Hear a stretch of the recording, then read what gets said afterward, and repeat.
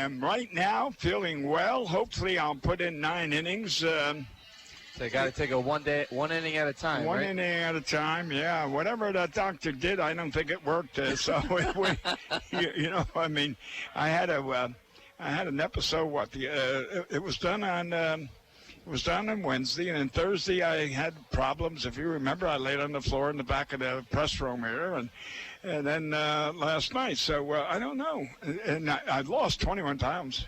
Oh, yeah? I have lost 21 Good pounds. for you. No, hey, it's because of the stomach, not because I want to. I wish I could say I lost 21 pounds. Well, again, I haven't. It's not that I want to, but I'm not eating, and that's it. So, in fact, I had about 3 bites of a blueberry muffin before I came, and that's been my lunch and my supper. Okay, blueberry muffin. I'm more of a chocolate chip muffin kind of guy.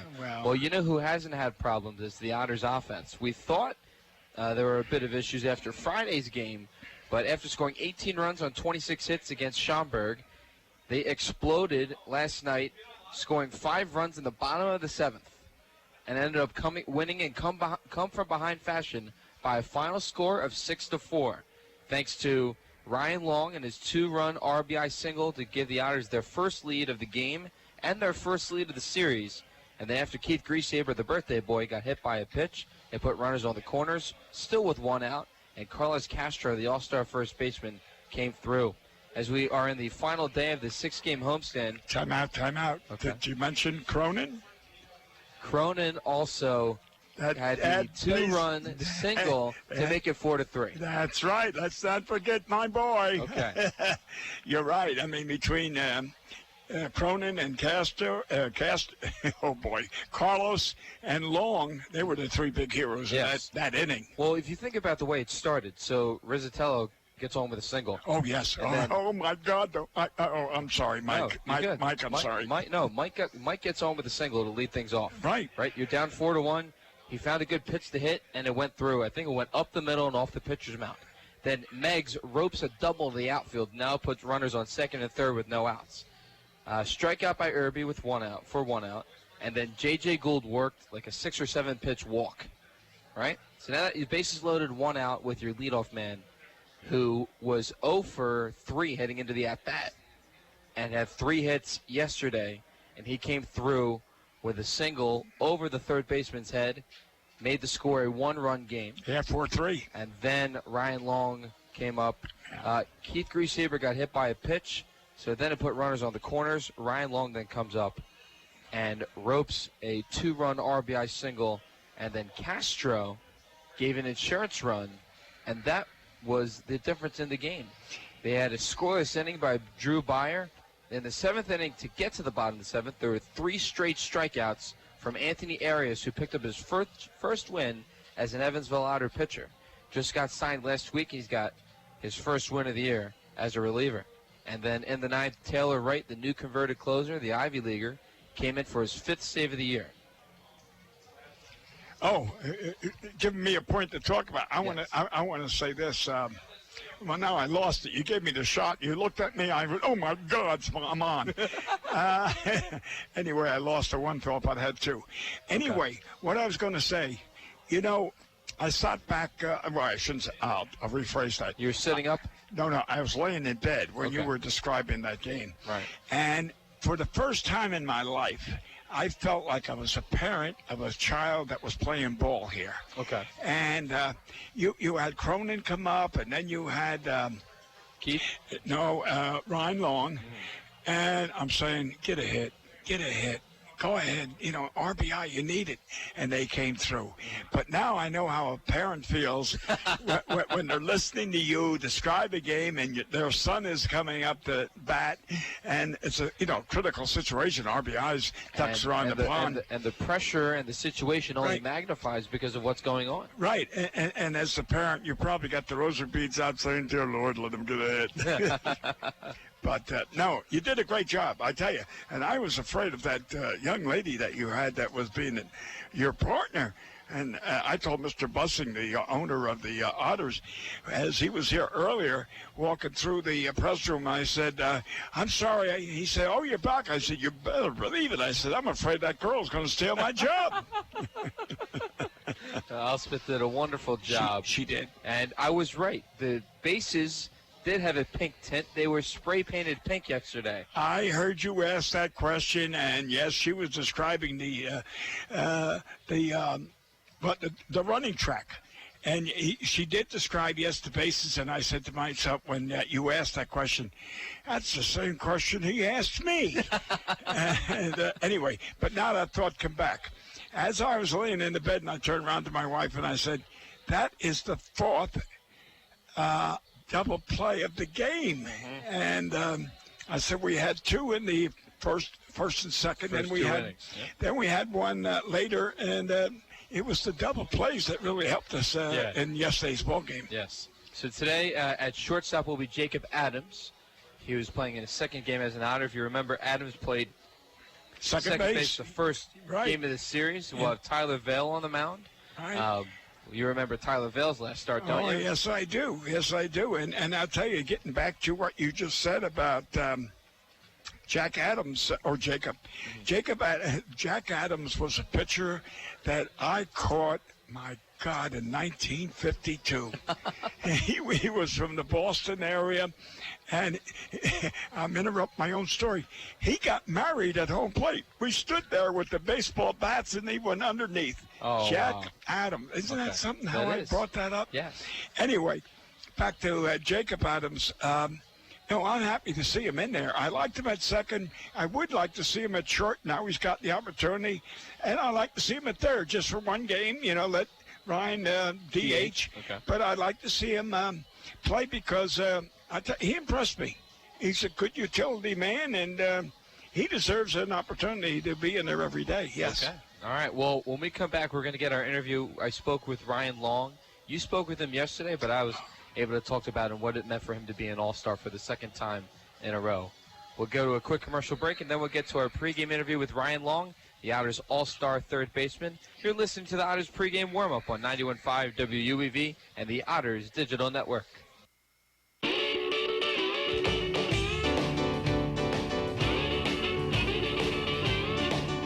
Hi everyone, this is Pat Mitchell-Worley, host of Bill Street Caravan.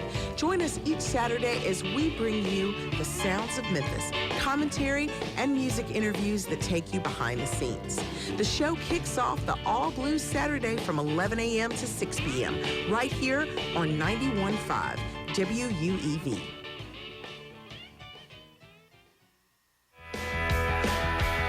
Now let's go inside the clubhouse for today's one-on-one with the Evansville Otters. All right, Dave Goodwin here with Otters all-star third baseman and the starting third baseman for the Frontier League all-star team, Mr. Ryan Long. First, when I say all-star, what does that mean to you?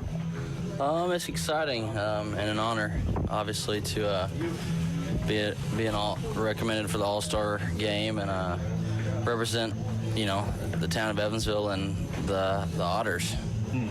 Now, I went up to you in the clubhouse a couple weeks ago asking you what is it about with you hitting on the road, and clearly you showed that last week. What was it that you were finding in your swing that allowed you to have success at the plate? It was really like we talked about. It's nothing different. It was just staying with the approach, doing the same things, and it was just the ball was falling. It was just before it wasn't finding the holes, and then now it's just finding the holes. So you do the right things, and eventually the ball's going to fall for you. No, I think what I've observed upstairs is that your defensive play has picked up a little bit. You made a couple diving stops earlier in the week and able to turn a handful of double plays or get your starting pitchers out of jams. What is it about your defense that allows you to be so versatile and overall a team guy? I'm not sure that one particular thing sticks out. It's just getting the little things, getting your work in before the games, during batting practice and stuff like that. And the ball is, I've just been getting more ground balls, so having more opportunities to make plays for my teammates. Now, I think that the Otters couldn't find a better man to represent their team for the All-Star game, not because of what you do on the field, but more importantly, your contributions off the field, helping out in the community. Growing up, you were able to help out kids with disabilities, growing up in Texas, things like that. What does it speak to your character as what you try to be as a complete player, especially off the field?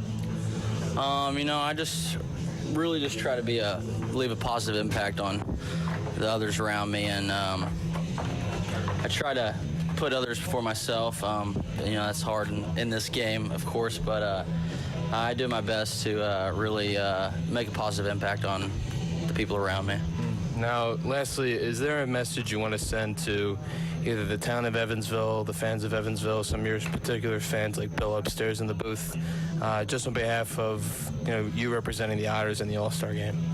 I'm just thankful for all the support that I've had, and that those guys, Bill and the fans here, all the bossy faithfuls that are here every game, and I'm just honored and blessed, and hopefully I can represent them well in the All-Star game. Well, Ryan Long, thank you so much for your time. A man well represented on and off the field and proud to wear the Evansville Otters uniform. We'll get back to starting lineups and first pitch. You listen to Evansville Otters Baseball on 91.5 WUEV. You're listening to exclusive coverage of Evansville Otters baseball on 91.5 FM WUEV Evansville. Attention UE alumni. Do you know that the UE Alumni Association sponsors numerous events each year in over 20 cities throughout the country and worldwide? Do you know that over 800 alumni, parents, and other friends volunteer with UE as recruiters, mentors, reunion planners, and fundraisers? Do you know how you can get involved? Find out more by visiting our website at www.evansville.edu/alumni. Habitat for Humanity Evansville and the University of Evansville are pleased to announce the Purple Crew Signature Program. The Purple Crew is a program for all UE students, alumni, faculty, and staff to help build houses and earn hours. The goal of the Purple Crew is to help Habitat for Humanity reach its goal of 500 homes this year. Want to get involved? Simply go to Habitat's website, evansvillehabitat.org/volunteer. Then click on the Volunteer Now banner. Register with Habitat as a volunteer and then select days you can build. You can also register as a team. It'll be a fun environment, and after 15 hours, you get a Purple Crew t-shirt.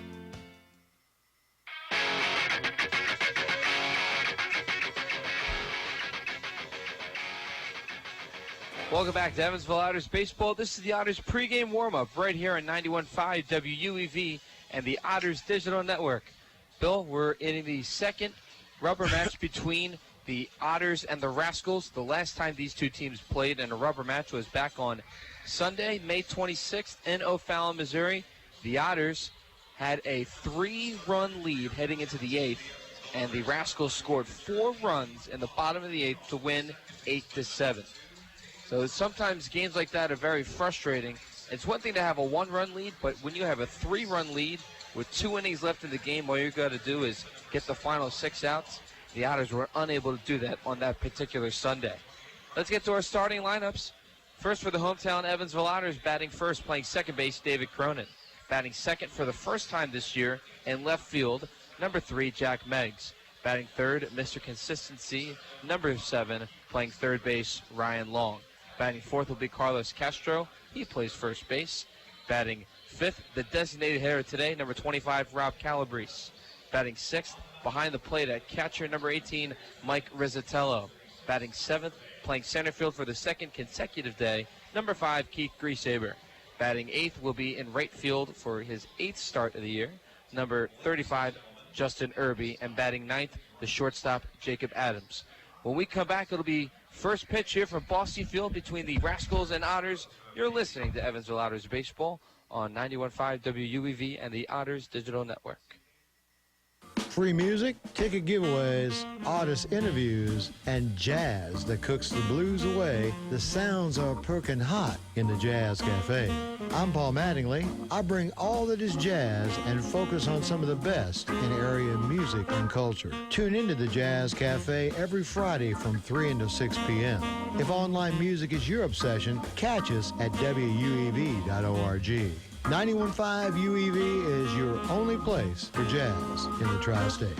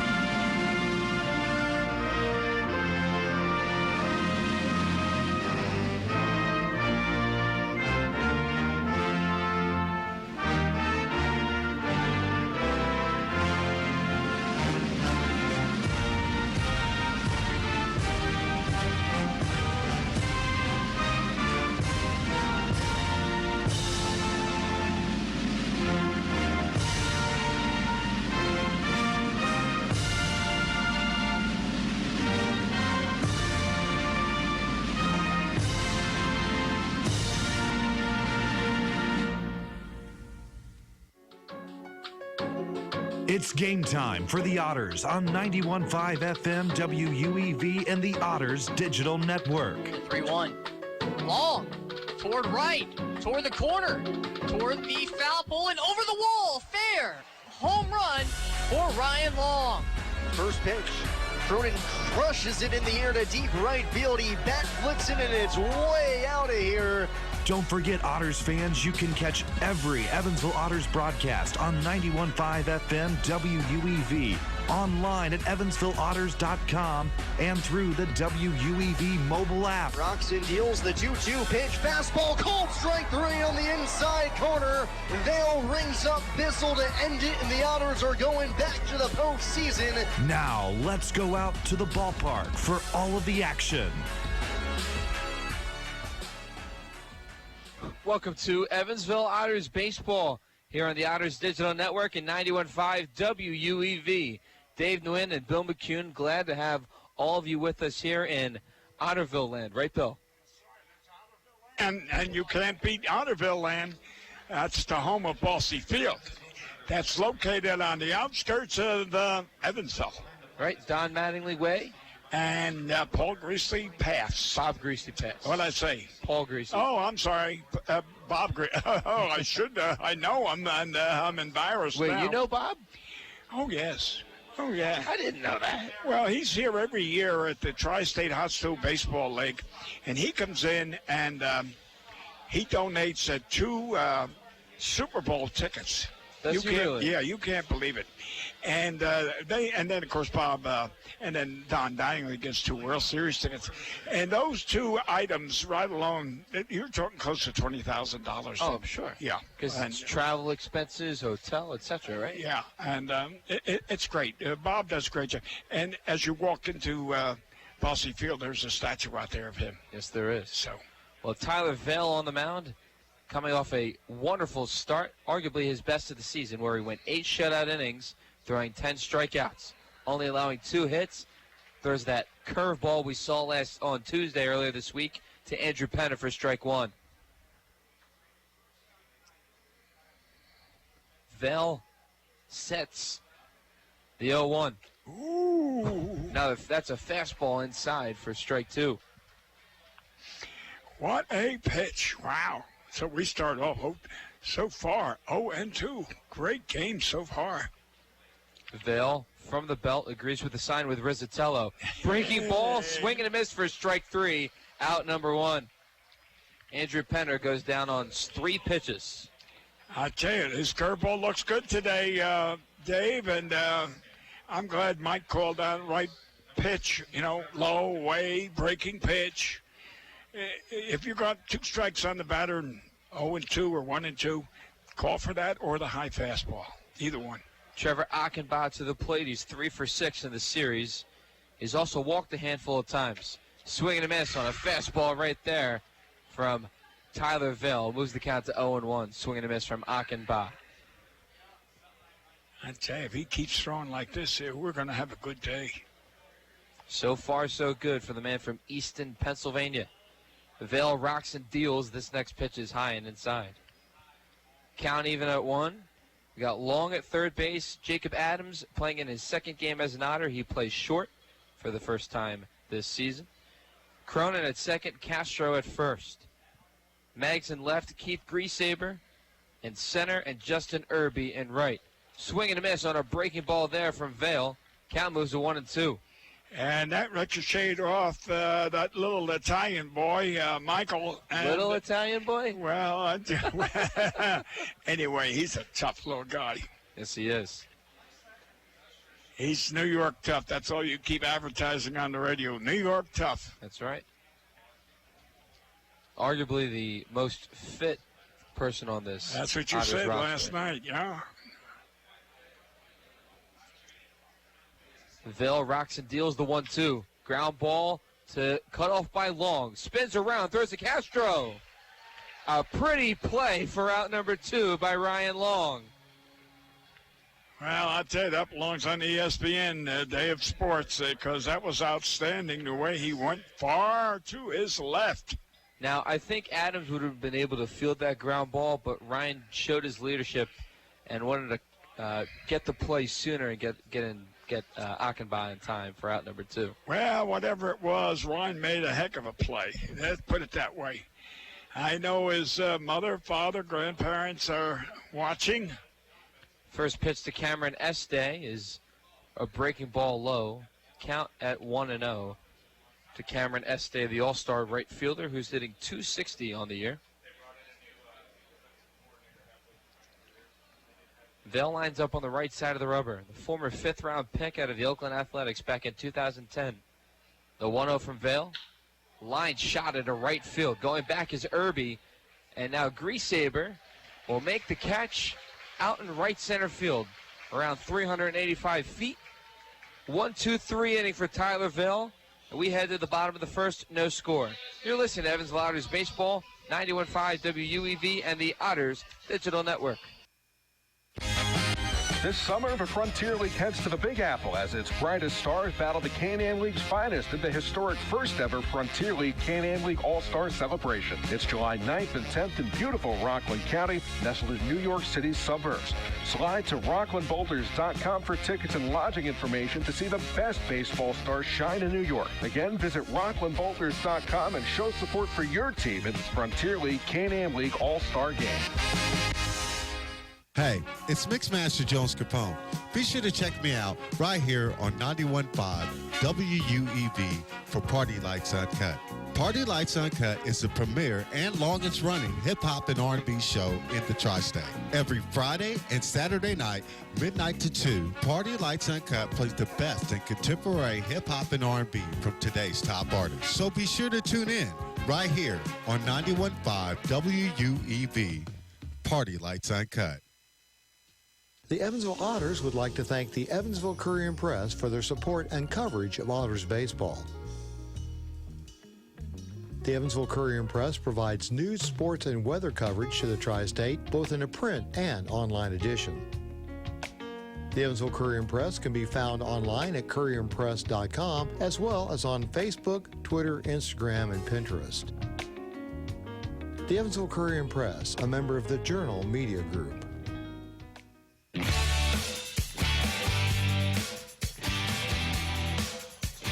Welcome back to Evansville Otters Baseball. Dave DeWin and Bill McCune here on the call. On the mound for the River City Rascals, making his first start of the year, is Tanner Cable, the former Otter. He arrived in Evansville last year towards the end of the season, pitched in the playoffs. He's got a hard-throwing fastball that tops around 94, 95 miles an hour. To the plate for the Otters, 1, 2, 3 will be Cronin, Meggs, and Ryan Long. Well, we must have traded for him or released him. I mean, the guy throws 94. You don't want to be releasing ball players like, well, again, we talked about Nolan Ryan and then that, threw that hard but couldn't find the plate. So there's always an explanation. Last time Cable faced the Otters, he struck him out quite a few times in the first time this year, back in May 24th to the 26th. Yeah, it'd be interesting to find out why he's not an Otter. He arrived here in Otters spring training, but just did not make the roster. This year? This year. Oh, my goodness. Cronin takes a ball outside. Count moves 1-0 to the Orland Park, Illinois native. Oh, my goodness. If he was one of the returnees and got... Cable throws a strike inside at the knees to David Cronin. Count even at 1. Cronin came up with the 2-run RBI single in the 7th inning to make the score 4-3, and then scored on Ryan Long's 2-run single.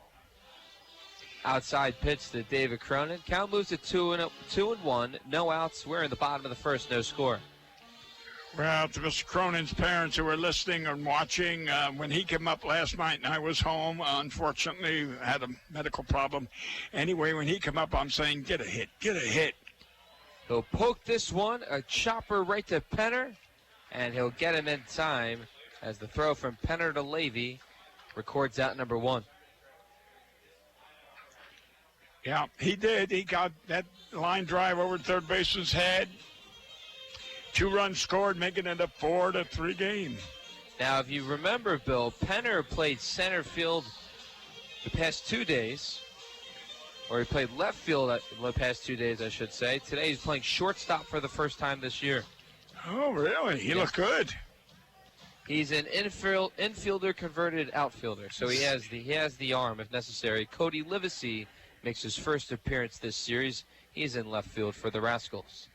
To the plate is Jack Meggs, who has hit the ball hard this entire homestand. Meggs, this series alone, is 4 for 8. He has a double and a single on Friday night, and then a double and a single last night. The 0-1 to Meggs, ground ball up the middle, backhanded stop by Achenbaugh. Throw to first, and that will be in time for out number 2.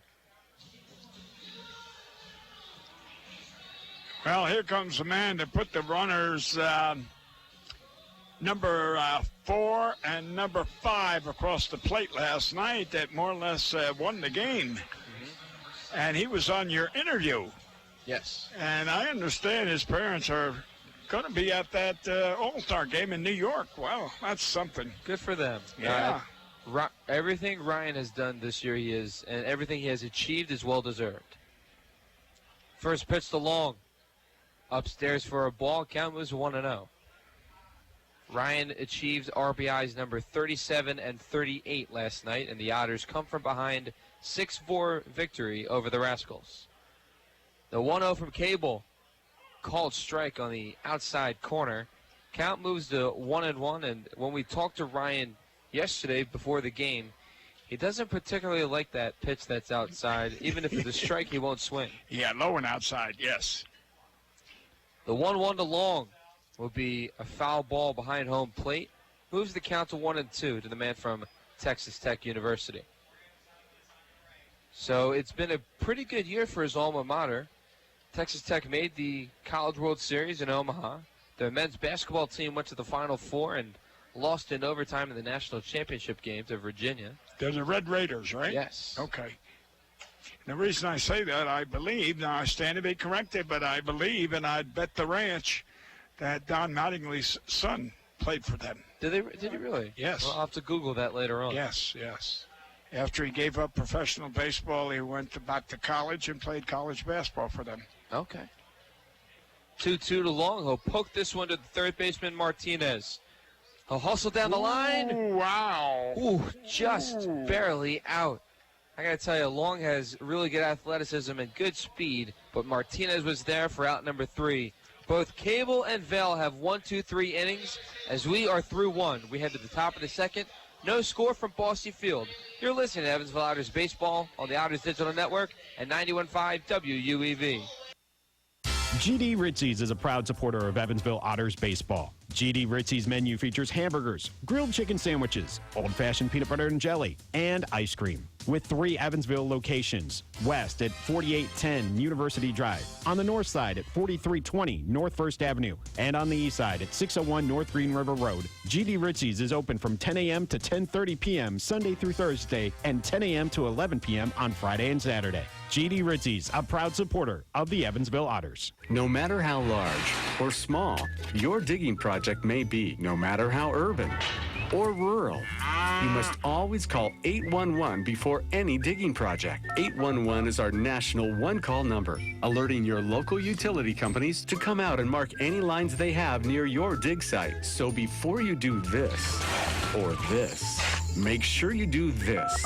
For digging projects big or small, make the call to 811. Brought to you by Indiana 811.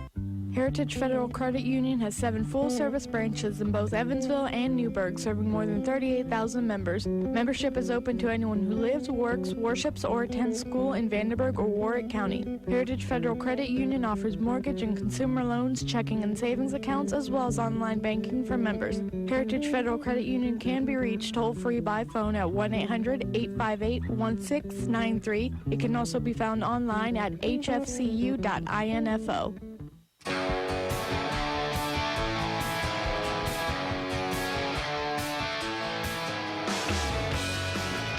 Welcome back to Evansville Otters Baseball. Dave Dwin and Bill McCune here on the call. We're in the top of the second on a beautiful Sunday afternoon at Bosse Field.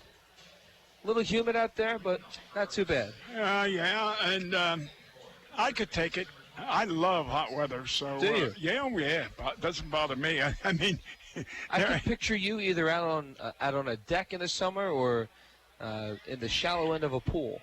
Well, interesting you said that. No, I was in the hot tub. Were you? Yeah. That sounds good right now. 102 degrees. Okay.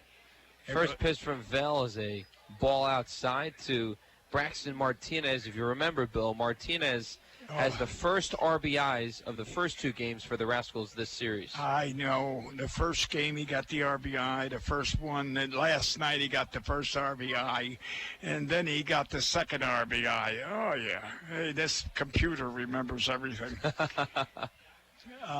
No, I was in the hot tub at 102 degrees, and then I went out on one of the deck chairs, and I laid in the sun. Sounds lovely. Yep. The 1-1, yeah, called strike, belt high, count moves to 1-2. Yeah. And after I got my little sun, then I went in, took a shower, laid down, and here I am. 1-2, the count to Braxton Martinez. Vel kicks and fires the 1-2. Good breaking ball right there. It looked like a biting curve, and Braxton Martinez doesn't bring his bat around. It's an even count at 2 with no outs here in the top of the second. I'll tell you, I know it's only in the second inning, but Mr. Vel looks extremely impressive today. Those pitches that are called balls are just inches away. 2-2 ground ball. First play to Adams. On a hop, throws over to first. Good scoop by Castro, and he gets him in time for out number 1. Yeah, Mr. Adams looked pretty good fielding it, but I'll tell you what, either he's got to strengthen that arm a little, or then he goes back to second base, because that throw again, Castro come up again, hit good fieldings, first baseman. He has saved so many of the Otter infielders from errors. Bring up the first baseman, Zach Levy. Levy is 0 for 5 in the series, 0 for 3 yesterday with a strikeout. Takes a first pitch ball. Count moves to 1-0 with 1 out here in the top of the second. No score. Vel from the belt. He fires the 1-0. Fly ball. Long thinks he has it in foul territory on the third base line. He sees it perfectly and makes the catch for out number 2. Definitely a day to wear sunglasses, Bill. Yes, Mr. Long's got his sunglasses on. And the first inning, he kind of had him on top of the cap. But he's wearing them now. He needed them. Now, I can't see Cronin. There's a pole that's in my way. But no, he's got his on. He doesn't have them on the cap, no. Okay, I think. Yeah, and right now, nobody, to my knowledge, is wearing them on their cap. Okay. First pitch to J.D. Hearn. If you remember, he had the grand slam on Friday. That was the difference in River City's 8-1 victory over the Otters Friday night. That was the final nail in the coffin that night. In the third inning. Yes, in the third inning. 5 runs that inning. The 1-0 from Vel. Swing and a miss. Good fastball right there. Evens the count at 1. Now that you bring up sad news, today's game is much different than that game, whereas we walked the first inning just like last night. And it was unusual. We got out of it with a double play, and in the second inning we got out of it with a double play. So, and I said to you, strike. Oh, my goodness. Just misses for a ball. Good curve there from Vel. Count moves to 2-1. But I said to you after that second double play, hey, the breaks are going Evansville's way. They're going to win. And, of course, they did. You called it. Yes. It took a little bit of time, but they were able to string together some quality at-bats. Yes. The 2-1 from Vel. Slider misses. I tell you, he has got good stuff today. I mean, okay, it's a ball, but got good bite to his breaking pitches. I think that little Michael's doing a good job back there. Our Paisan. Oh, Paisan, yeah. The 3-1. That's ball 4. and the first base run of the day for either team. And that's the first bad pitch I have seen insofar as somewhere not close to the plate. I mean, that was high, way high, up by the helmet. Other than that, all of his balls have been, an inch or so away from being a strike. So Val does look good. To the plate now is a designated hitter, Nolan Meadows, who is 0 for 10 in the series with 3 strikeouts. First pitch, ripped in the air to right field. Going back is Irby, and that goes over the fence. A 2-run home run for Nolan Meadows, and for the 3rd straight game, the Rascals score the first runs on the board. Yeah, and it was interesting watching the outfielder away. He thought he may have a chance. He took off running as hard as he could. And then if you notice, when he got about 10 feet from that marathon sign out there, he just gave up and knew it was out of here.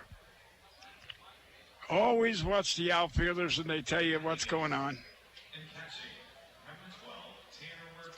So the catcher, Tanner Murphy, to the plate. Did not play last night. On Friday night, he was 0 for 3 with a strikeout and a walk. It goes back to say, Dave, those walks always hurt you. First pitch from Vail. Slider that misses, and you could tell right there he's a little frustrated giving up that home run. Yes, he was. Just tough in the body language. But Vail is a veteran guy. He's not only the oldest guy on the Otters roster, but he's the oldest man in the Frontier League. Really? Yep, 27 years old. Oh, my goodness. The 1-0. Now, what is wrong with that pitch? I don't know. Again, that's what he's missing. That looks close to me. To me, yes. I would have, from here, I would have called it a strike. And there's many of them just I would have called strikes that this umpire's calling balls. But, again, he's there, we're here. It was around the top outer part of the zone. There's a strike right there from Vail. Count moves to 2-1. You can tell he's throwing heat. Yes, and the batter looked at the umpire when he called that, and I would have called that a ball. I thought that was further out than the one before. And again, everyone's entitled to a mistake. 2-1 to count. 2-0 Rascals. Same Next pitch called strike 2. Same identical pitch, same location. The batter's frustrated, see? When he walks out and they start, looking up at the sky, they're thinking.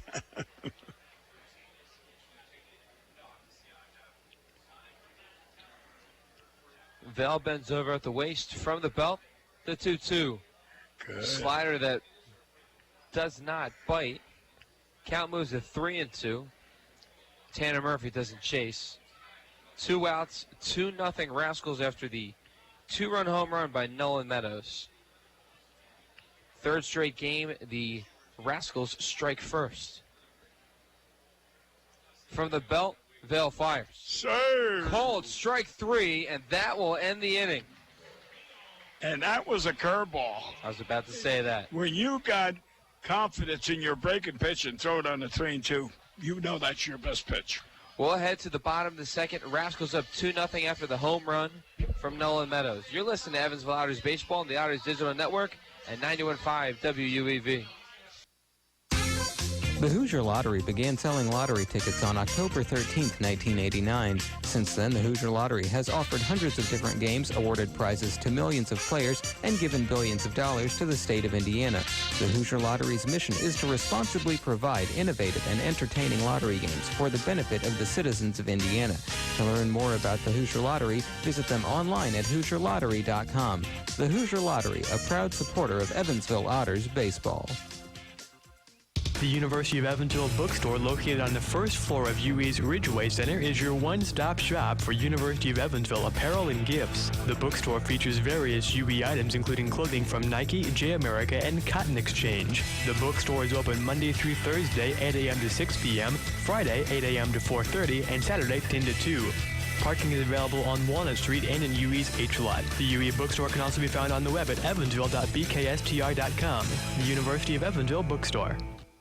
The International Brotherhood of Electrical Workers, Local Chapter 16, would like to take time to say, Go Otters! The IBEW Local 16's jurisdiction includes 13 counties in southwestern Indiana, as well as Wabash County in Illinois. Its members are divided into several categories of electrical work, including inside construction, maintenance electric, residential wiring, and sign classifications. More information on IBEW Local 16 can be found online at ibew16.net.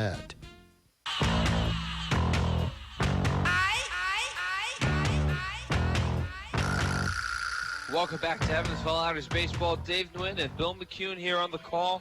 2-0 Rascals after the 2-run home run by Nolan Meadows.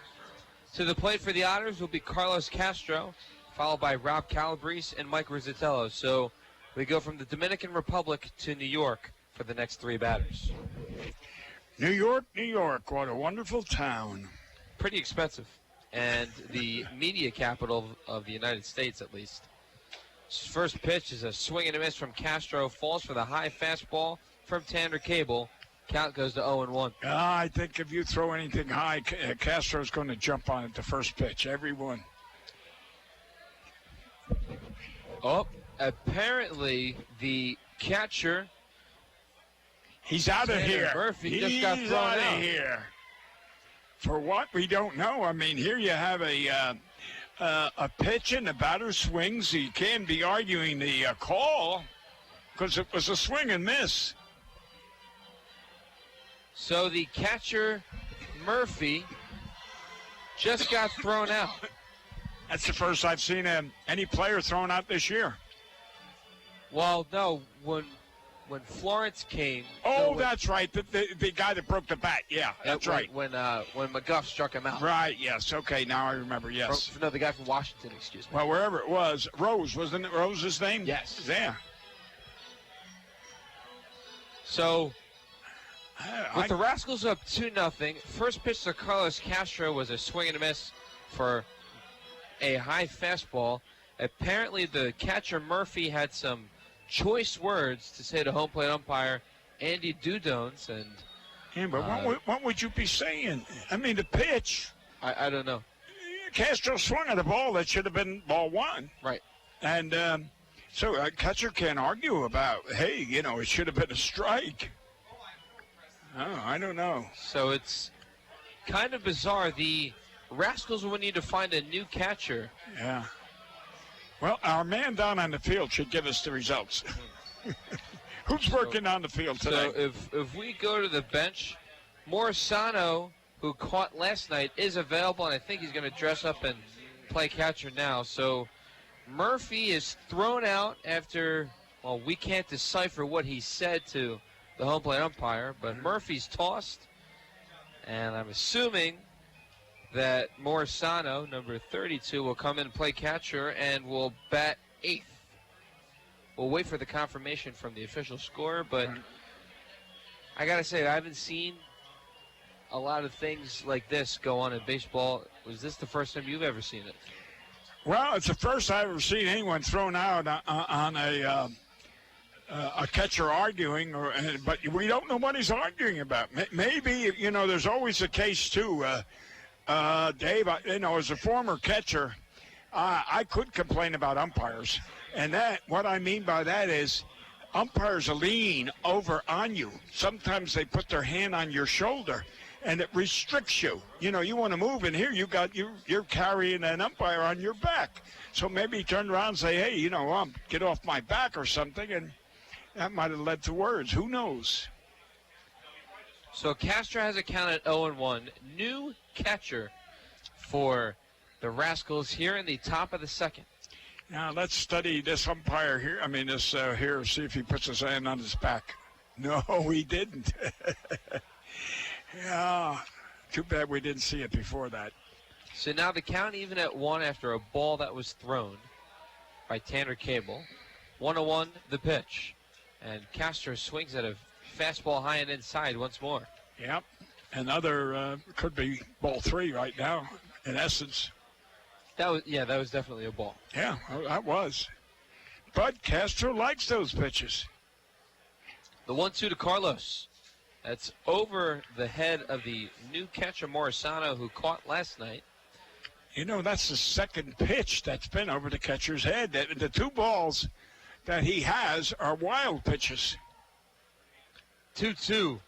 Roped to the shortstop, Penner. Across the diamond and in time to Levy for out number 1.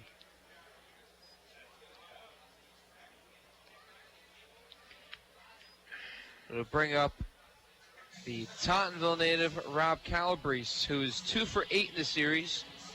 He had a single on Friday night and a single on Saturday.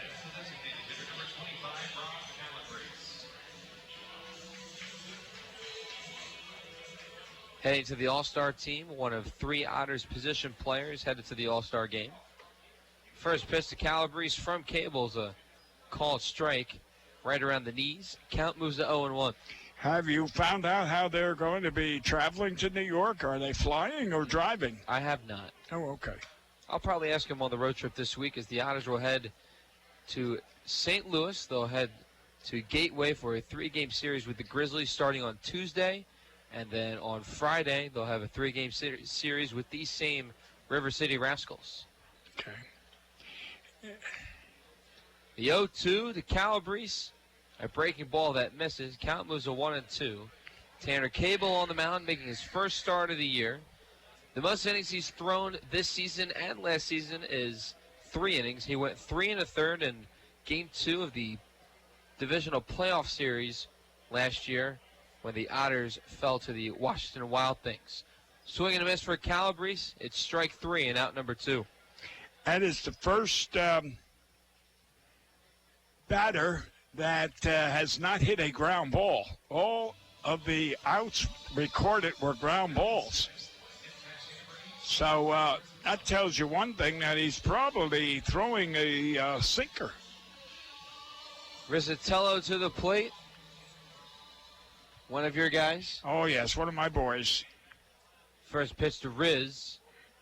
There's a ball outside. Yeah, I'm in his corner, I'll say that. I got a few of the boys on my good list, the Christmas list.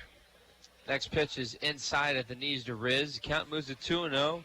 Riz is batting .290 on the year. Yeah. And he was the one who started the 5-run inning back in the 7th last night with a leadoff single. Later on, scored a run off the bat of David Cronin. Next pitch is a ball. The count at 3-0 to Rizzatello. You know, I wondered why they released this guy, and I'm just going to say now it's probably because of lack of control. I mean, he's all over the place. Next pitch is a called strike inside to Riz, but he did what you said. 3-0 pitch, right. Take a strike. And I think it was a ball because if you notice Riz, he said, you know, hey. 3-1. That's a strike. So a count that started at 3-0 is now full. Yeah. Of course, that was one of the things I said to him, too. Don't be taking too many strikes, which he does. Yeah, I did say that. I said, you put yourself in the hole by taking that second strike. 3-2. Ripped, but right at Achenbach for out number 3. Couldn't ask for a better. Riz got a good barrel on that pitch. It's just that Achenbach made a great play at second. We head to the top of the third. 2-0 Rascals to score. You're listening to Evansville Otters Baseball on the Otters Digital Network and 91.5 WUEV. The Tri-State Area Marathon service stations are proud supporters of the Evansville Otters. Marathon has over 5,100 Marathon-branded stations nationwide, and a full list of area Marathon stations and a list of daily gas prices are available online at myMarathonStation.com. Marathon provides products which support commercial, industrial, and retail operations. Marathon's slogan is Fueling the American Spirit.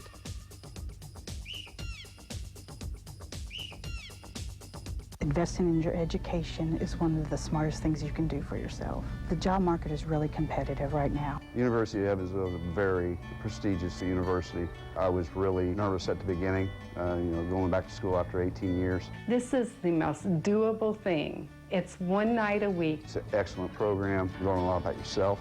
Earning my degree at U of E has made a huge impact in my life. Make an impact on your career today.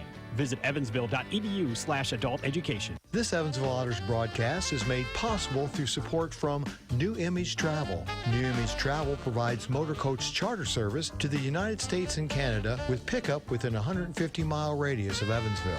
A full list of New Image Travel's offerings can be found online at newimagecharter.com. New Image Travel can be reached toll-free at 1-800-432-6213.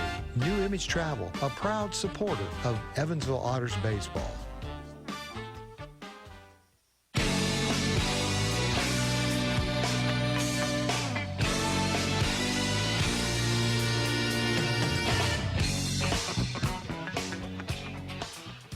Welcome back to Evansville Otters baseball. Dave Nguyen and Bill McEwen here on the call. We're in the top of the third. 2-0 Rascals. There's just a 2-run home run hit by Nolan Meadows. Going into that at-bat, he was 0 for 10 in the series, but made Vail pay. Probably a pitch Tyler Vail would want to have back. Yeah. Well, he's pitching well. Again, you know, it's early. I wouldn't be worried right now. You know, you always need one run to win anyway, and you need two to beat the one run. So all we need is 3 if we can hold it right. That's possible. Cody Livesey makes his first appearance in the series, playing left field today, batting .216 on the year. Vail gave the hang loose sign to Carlos Castro. You familiar with the hang loose sign? One of these? Oh, that's the hang loose. It's a term when I was in Hawaii that it was pretty popular. Well, I was going to say that is a sign you use in Hawaii.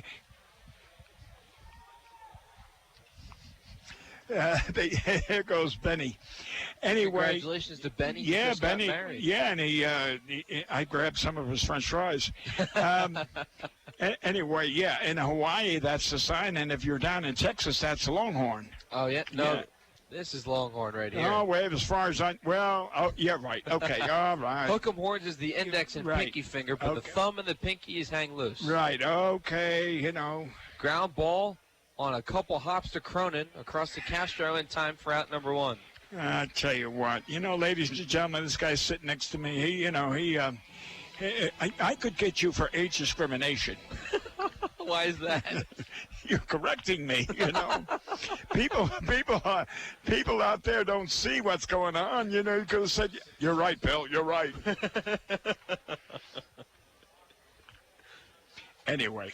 Well, I learn something new from you every day, and I feel like you learned at least something from me every couple of days. Oh, I do. I know where the best restaurants in the league is. Anyway. Top of the order with Andrew Penner. He struck out first time in the first, batting .304 in the year. The 0-1 from Vail. Ground ball to Castro. Good backhand stop. Toss over to first. Vail's there in time for out number 2. You know, they worked on that particular play all year long, and Castro underhanded it. And, you know, when I used to scout in the majors and I get the Yankees, and Don Mattingly was playing first base, and what a first baseman, really good. And the only criticism I would put on my report was on that particular play, he would sling it instead of scooping it and, you know, arching it up. He I said, oh, boy, you know, I didn't like it, so I always put a bad report. Achenbach to the plate, 0 for 1 today. But I always ended up by saying, if available, get him. 1-0 the count to Trevor Achenbach, who's batting .301 on the year. Vail, from the belt, fires the 1-0. That slider bites, but Achenbach doesn't bring his bat around. The count moves to 2-0. You know, Don Mattingly played most of his or all of his career with the New York Yankees, and he was George Steinbrenner's buddy. Oh, was he? Oh, yeah. And Donnie never was on a championship team. 2-0 lifted in the air to left field. Foul territory. Meggs will not be able to get it. Ooh. At last second. Yeah. Meggs will try to bend over at the fence over there in foul territory on the left field side. That pitch was foul, went over the fence. Count moves to 2-1. Yeah, a very long foul ball. but give Meggs an A+ for trying. But getting back to Mattingly, never played with the Yankee championship team. No? No, and Donnie retired. He was living back here in Evansville, and the Yankees did win. The year after he retired. Right. That's not right. Well, no, wait a minute. I'm not finished. Okay. Steinbrenner still offered him a World Series ring. Oh, that's awesome. Yeah. Acaba lifts this in the air. Griesaber will move over and make the catch. A 1-2-3 inning for Tyler Vell. We head to the bottom of the third. 2-0 Rascals the score. You're listening to Evansville Otters Baseball on the Otters Digital Network at 91.5 WUEV. The Tin Fish Restaurant is located at 707 State Street in Newburgh, Indiana. Independently owned and operated, the Tin Fish menu featured salads and sandwiches, as well as seafood platters and combos, and seafood burritos, tacos, and burgers. The Tin Fish Restaurant is open 7 days a week from 11 a.m. to 8 p.m. They can be reached by phone at 812-490-7000. Visit them online at tinfishnewburgh.com. The Tin Fish Restaurant, a proud supporter of Evansville Otters baseball. The University of Evansville's Department of Creative Writing is one of the few schools in the country to offer a Bachelor of Fine Arts in Creative Writing. Award-winning and widely published faculty teach in genre fiction, humor writing, digital media, screenwriting, creative nonfiction, and contemporary poetry. Students edit nationally and internationally recognized publications such as the Evansville Review and Measure. This hands-on experience with professional writers, editors, and publishers prepares students for graduate school or careers as editors and publishers. Visit creativewriting.evansville.edu for more information. Why Old National Bank? Old National Bank began in 1834 with just one room and a passion for helping people prosper. Today, we are honored and grateful to be the financial partner for so many businesses, families, and individuals like you. From our commitment to safety and security to our promise of service that will exceed your expectations, we want to be your bank for life. Old National Bank, member FDIC.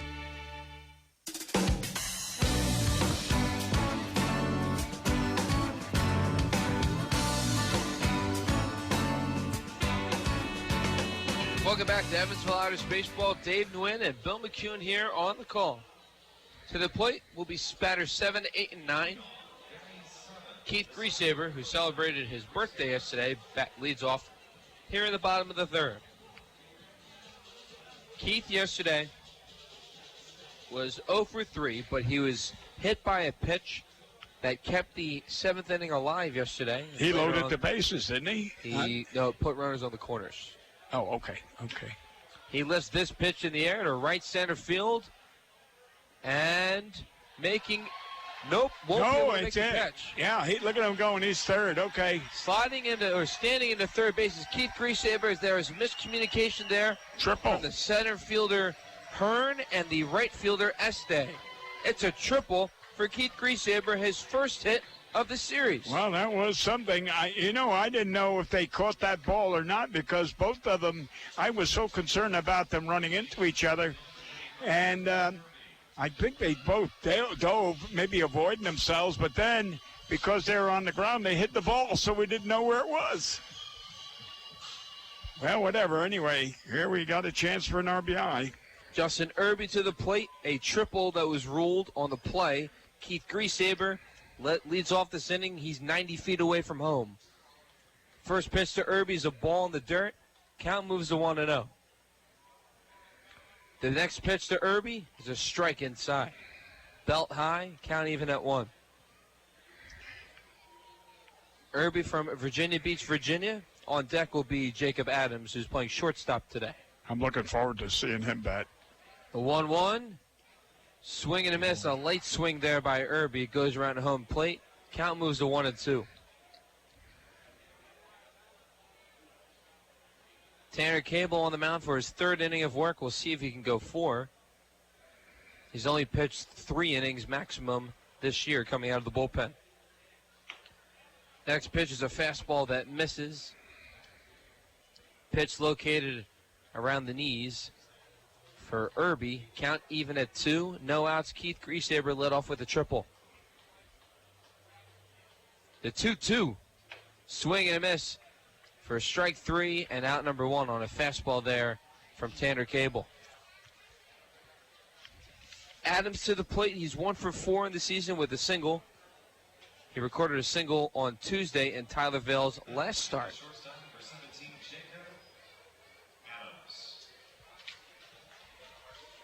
Also want to let you know, Bill, that Dakota Phillips arrived in Evansville today. He flew in from Texas after dealing with some personal matters. Well, I know you kept saying that he had personal matters, and I was thinking he may not possibly come back, but I'm glad he's back. I mean, he's hit some tremendous home runs. Yes. 1-0 is drifted foul down the third base line. Count moves to 1-1 to Jacob Adams, the Ole Miss Rebel. Yeah, I'd like to see this guy get a base hit and get his first RBI. On deck will be David Cronin. He knows a thing or two about RBIs. Oh. Count even at 1 with 1 out. Grease Saber at third. The 1-1. Upstairs for a ball. Count moves to 2-1 with 1 out. So Grease Saber was able to get on because there's a fly ball to right center field, and Hearn and Este weren't able to communicate and make the catch. Sometimes breaks got to go your way. Oh, yes, yes. The 2-1. Ripped a ground ball to the second baseman, Achenbach. RBI. The run scores, a ground out, but an RBI. The lead is cut in half. The first RBI for Jacob Adams as an Otter. The score is now 2-1. You know, you were talking about the center fielder, Hearn. Both made that effort.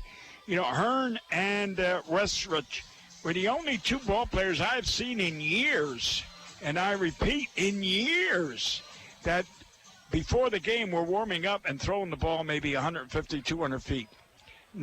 Normally people play catch, they just, 60, 70 feet.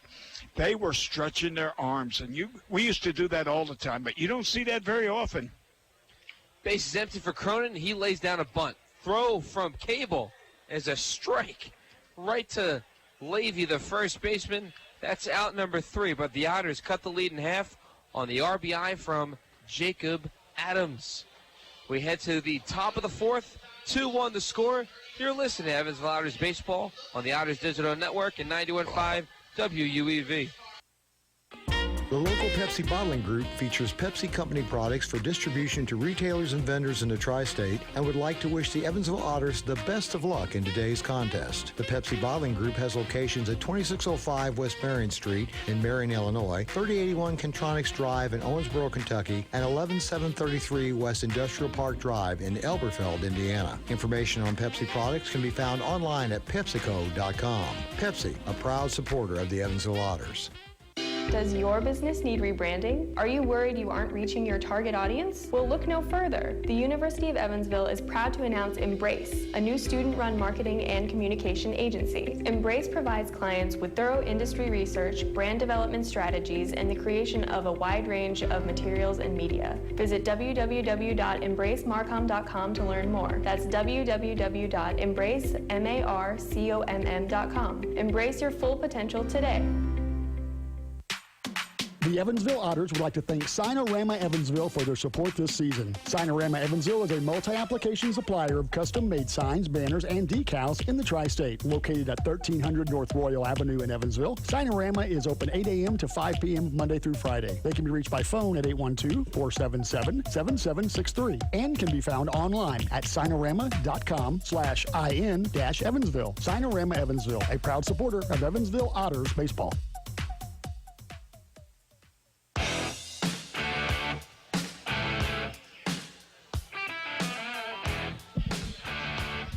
Back in black from AC/DC as we come back to the top of the 4th. Here at Bossy Field, Dave Nguyen and Bill McCune here on the call. Are you familiar with AC/DC? No, I'm sorry, I'm not. I was Dean Martin, Sinatra kind of guy, right? Dean Martin, Frank Sinatra. Overall, the Rat Pack, right? Oh, the Rat Pack. I knew the Rat Pack, yes. I'm trying to think of the... one was married to President Kennedy's sister. Oh, yeah? Yeah, one of those. He was a movie star. Cameron Este to the plate. He's 0 for 1 today, followed by Braxton Martinez and Zach Levy, the first baseman. Vail on for his 4th inning of work. Has only made one mistake all day. Happened to be the 2-run home run. That's the difference in this game. Otters were able to get a run back as Jacob Adams recorded his first RBI as an Otter back in the bottom of the 3rd. 1-0 the count to Este. Here's the second pitch. This pitch is lifted in the air to right center field. Going back is Griesaber, and that ball is gone over the Bud Light line patio. Este, his first hit of the series, a solo home run as we begin the top of the 4th. It's 3-1 River City. I don't know if you noticed Keith out there in center field. He drifted. He knew from the crack of the bat it was out of this ballpark, and he just drifted over, making it look good. That was it. There was no way. So 2 big hits that Vail has given up have been home runs. The only 2 hits of the game he's given up. Just happens to be 3 runs. Yeah. Braxton Martinez to the plate. He hit a home run yesterday over the left field wall. He's got a 1-0 count right now from Tyler Vail, the former 5th-round pick out of the Oakland Athletics organization in 2010. From Easton, Pennsylvania, outside of Allentown. Gets a called strike right on the outside corner. Evens the count at 1. Yeah, and you got to pay, $1.50 now, I think, to ride on Highway 22, or 278. $5 across the bridge. I know. It used to be 50 cents when we used to do it years ago. I remember when it was $1, then it increased to $3, and then they eventually made it $5. 1-2 the count to Braxton Martinez. The pitch. Breaking ball that misses. Count even at 2. I think one year I was coming through Easton there with that toll booth, and I had an RB. And I think it was like $20 it cost me to pay. Now it costs you probably $80. Oh, my God. Well, it's like $50 to run the turnpike, the Pennsylvania Pike. It used to be like $9. 2-2 is foul out of play. Bounces into the Otters dugout on the first base side. Count even at 2, no outs. 3-1 now the score after the solo home run by Cameron Este to lead off the top of the 4th. Martinez to the plate. He has 3 RBIs in the series. He's got an even count at 2. Vail from the belt. He fires. Swing and a miss. Good slider right there. That bit for strike 3 and out number 1. Yeah, and give Mike credit for scooping that ball up out of the dirt and just making the tag. Otherwise, I could have gotten back to the screen. The runner goes to first base, and we got ourselves in another jam. So to bring up Zach Levy, the first baseman, 0 for 5 in the series, 0 for 3 yesterday.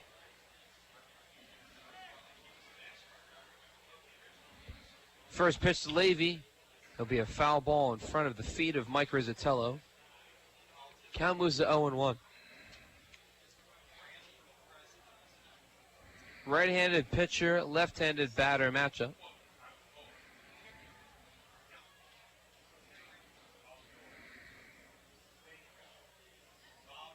Este is also a left-handed batter. He hit the home run. 0-1, ground ball foul in front of the Otters dugout on the first base side. Count moves quickly to 0-2 with 1 out. You know, I'm just sitting here thinking, Dave, that all-star team, the 4 players that the Otters have, I bet they rent one of those RVs? RV. Well, no, not an RV, but the SUV.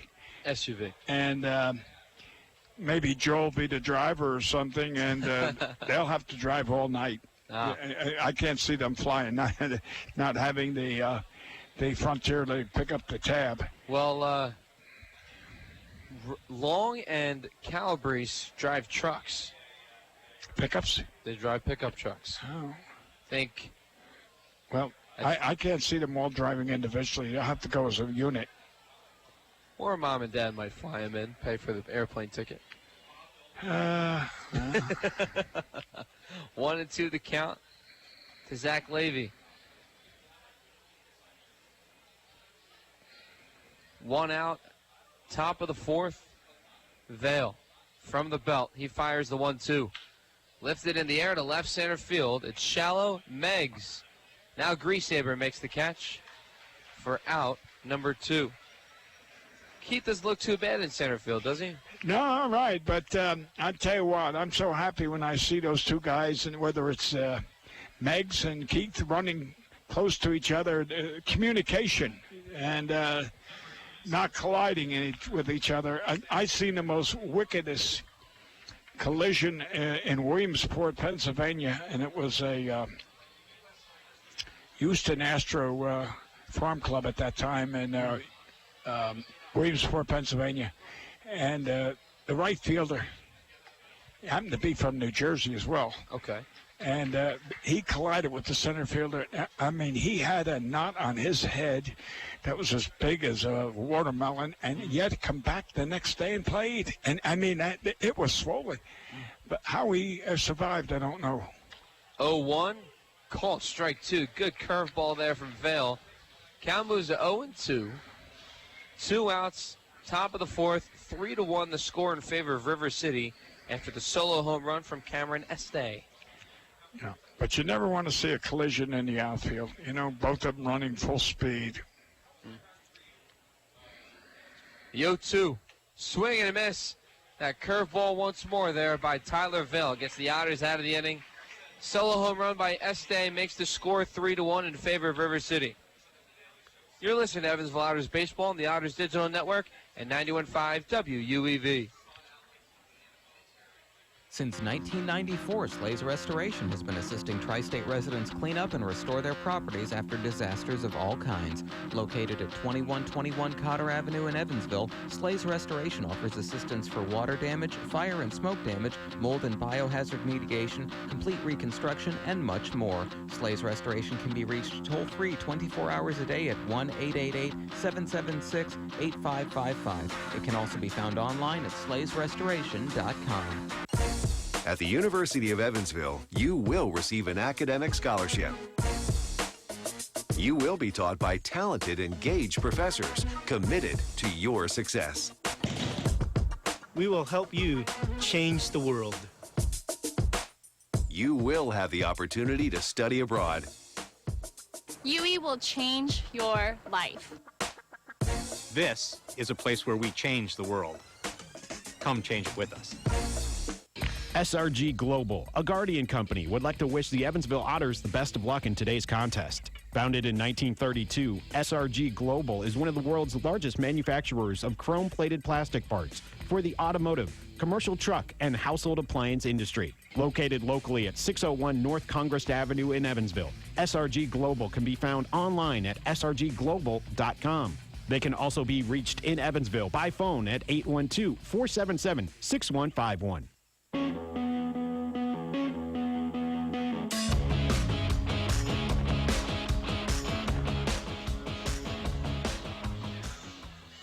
Welcome back to Evansville Otters Baseball. We're here in the bottom of the 4th at Bossy Field. Dave Nguyen and Bill McCune here on the call.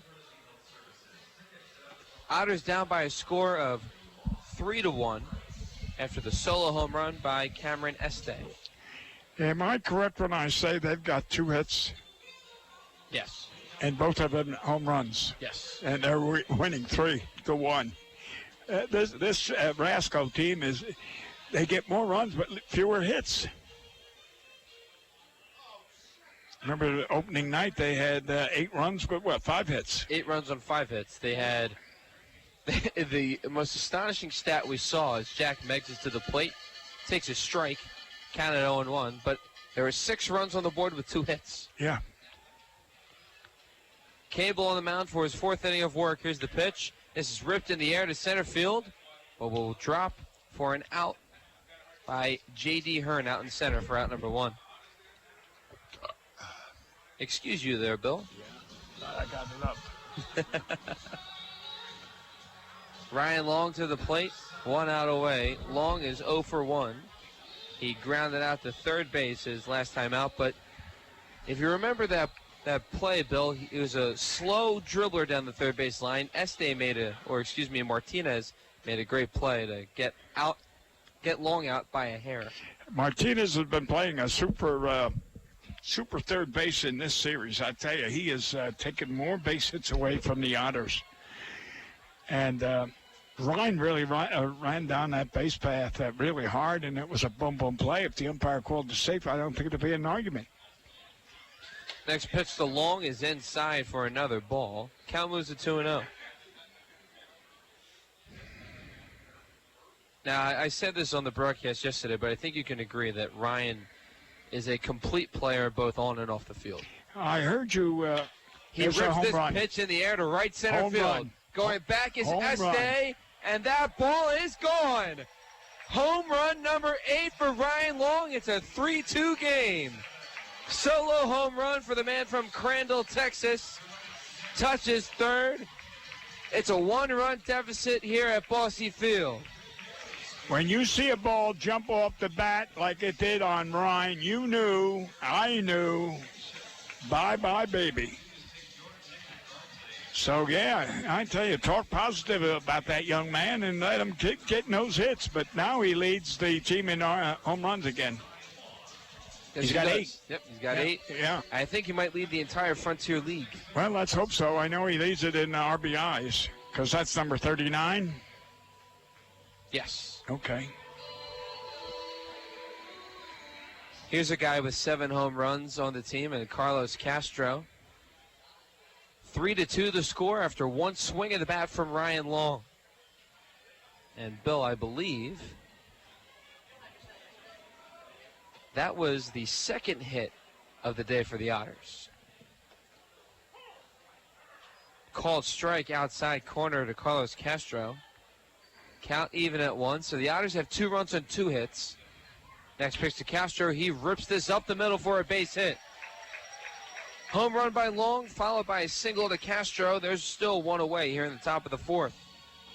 Back-to-back hits for the Otters. Calabrese to the plate. Now, you were talking about River City has 2 hits, and they had theirs is 2 home runs. And at that time, you mentioned the Otters had 2 hits. One was a home run, one was a triple. Now the Otters got 3 hits. Calabrese to the plate. He has 2 singles in this series. He's 2 for 8. Right-handed batter, right-handed pitcher matchup. First pitch from Tanner Cable. The pitchers, we are still in the bottom of the 4th. His pitch was poked foul down the first base line from Calabrese. Count moves to 0-1. And Castro's on first. He now leads the team in batting average with .296. Oh, is that right? Oh. Calabrese hitting .290 on the year. At one point, he was hitting .348. Takes a ball inside. Count moves to 1-1. Well, most of the Otters have averaged between .240 and .280 most of the season. Now they're up around the .290 group. The 1-1 to Calabrese. Rips this foul down the first base line. Count moves to 1-2 with 1 out. Castro at first. 3-2 the score after the 8th home run by Ryan Long over the Bud Light line patio in right center field.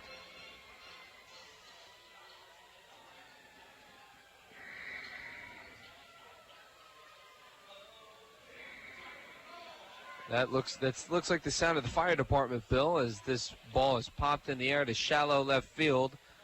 Livesey and now Hearn will make the catch in center for out number 2. What about the fire department? You hear the siren earlier? No, I didn't. It was out there in left center. There was a car that was driving by. Oh, okay.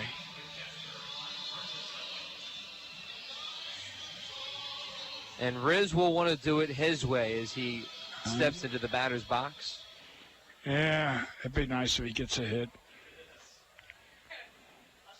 Next pitch, or first pitch to Rizzatello is a called strike. I guess he forgot what I said. If it's over there, swing at the first pitch if it's a strike. He'll take note as he rewatches this game. He rips this one in the air to right field. Going back is Este, and he makes the catch at the warning track. Can't hit him any further. 385 feet out there in right center field. The Otters cut the deficit to 1 once more as Ryan Long hits his 8th home run of the year. We head to the top of the fifth, 3-2. The score in favor of River City. You're listening to Evansville Otters Baseball on the Otters Digital Network and 91.5 WUEV. Injuries are inevitable. It doesn't matter if you're playing baseball, walking the dog, or falling from a ladder. Injuries happen. When they do, Tri-State Orthopedics offers treatment for sprains, strains, and fractures by medical specialists. Tri-State Orthopedics is located at 225 Cross Lake Drive in Evansville, just north of the Lloyd and I-164. Tri-State Orthopedics can be reached by phone at 812-477-1558. Its urgent care line is 812-474-OUCH. Tri-State Orthopedics, a proud supporter of Evansville Otters baseball. Giving our best has prepared us for being the best. Announcing the University of Evansville's Harlexton College as the #1 ranked study abroad program in the nation. As a part of the UE experience, we offer all our students an unparalleled foreign study program. More than 60% of UE students study abroad.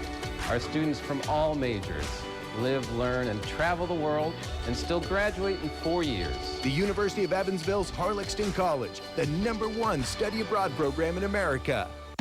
The Pizza Brick Road always goes to Tyroni's. I'm in the mood for pizza and I'm ready to go. The Pizza Brick Road goes to Tyroni's. So follow me down the Pizza Brick Road. Road down to Tyroni's. The Pizza Brick Road. The Pizza Brick Road always goes to Tyroni's. You're listening to exclusive coverage of Evansville Otters baseball on 91.5 FM WUEV Evansville.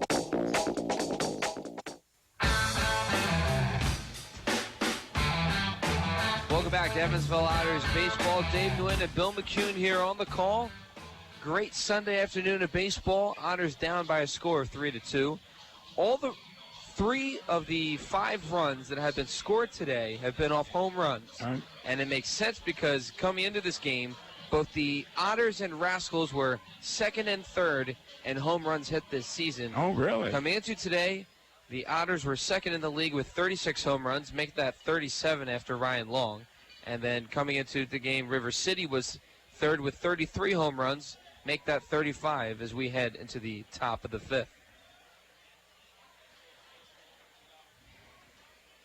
We had 3,000 people here yesterday, Bill. You believe that? Yes, I do. There was a good crowd. Hey, I left early because of my problem, and I was on my way home, and I was circling around the ballpark here. There was cars parked everywhere, so that was an indicator. In fact, if you look in deep center field, good breaking ball there from Tyler Vale. Looked like the slider that bit. Count moves to 0-2 to Nolan Meadows. Even off the street in dead center, they were parked. Plus across the street in that parking lot. 0-2 the count to Nolan Meadows. The pitch. It's a breaking ball that bounces to the dugout of River City. Count moves to 1-2. And if you remember, Meadows hit the 2-run home run back in the 2nd inning. Oh, yes, I remember. Yes. Vale from the belt, the 1-2. Another breaking ball that misses. Yeah, but that's 2 balls that Mike has really went after, and both of them ricocheted off him. They were both balls way in the dirt. So they were both breaking pitches, like you said. He's probably holding, Mr. Vale's probably holding it just another 1,000th of a second, causing it to be short. 2-2 the count, the pitch from Vale. Outside for a ball. Count moves to 3-2. Now, he had a situation like this in the first inning and ended up throwing a curveball, which was a strike 3. Let's see what he throws on this particular point. Vale rocks, deals the payoff pitch. Call strike 3. Go ahead, say it, Bill. It was a curveball. It was a curveball, backdoor curve. And that's twice now, 3-2 count. That's pretty good confidence in that. Now, I don't know if it's Mike calling on that pitch or, of course, I didn't see Vail shake his head no. So give Vescantelli another star. But the other point was Meadows was about to toss his bat for ball 4. Yeah. Oh. First pitch is ripped to left field, but caught by Meggs for out number 2. Morisano, if you remember, entered the game because the previous catcher and Murphy got thrown out back in the 2nd inning. 1 pitch, 2nd out of the inning. Livesey to the plate. He was 0 for 1 back in today. He grounded out to David Cronin in the 3rd inning. 2 outs, top of the 5th, 3-2 the score in favor of River City. Good strike pitch right there from Tyler Vail. Looked like the curveball. Count moves to 0-1. I tell you, he's got good command of his pitches today. Unfortunately, those 2 home runs, but other than that, my goodness. 0-1 in the dirt. Count even at 1. Slider that misses. It was a hard, biting slider. Count even at 1 with 2 outs, 3-2 the score. 4 of the 5 runs have been off home runs. 1-1 upstairs. 2-1 the count, 2 outs.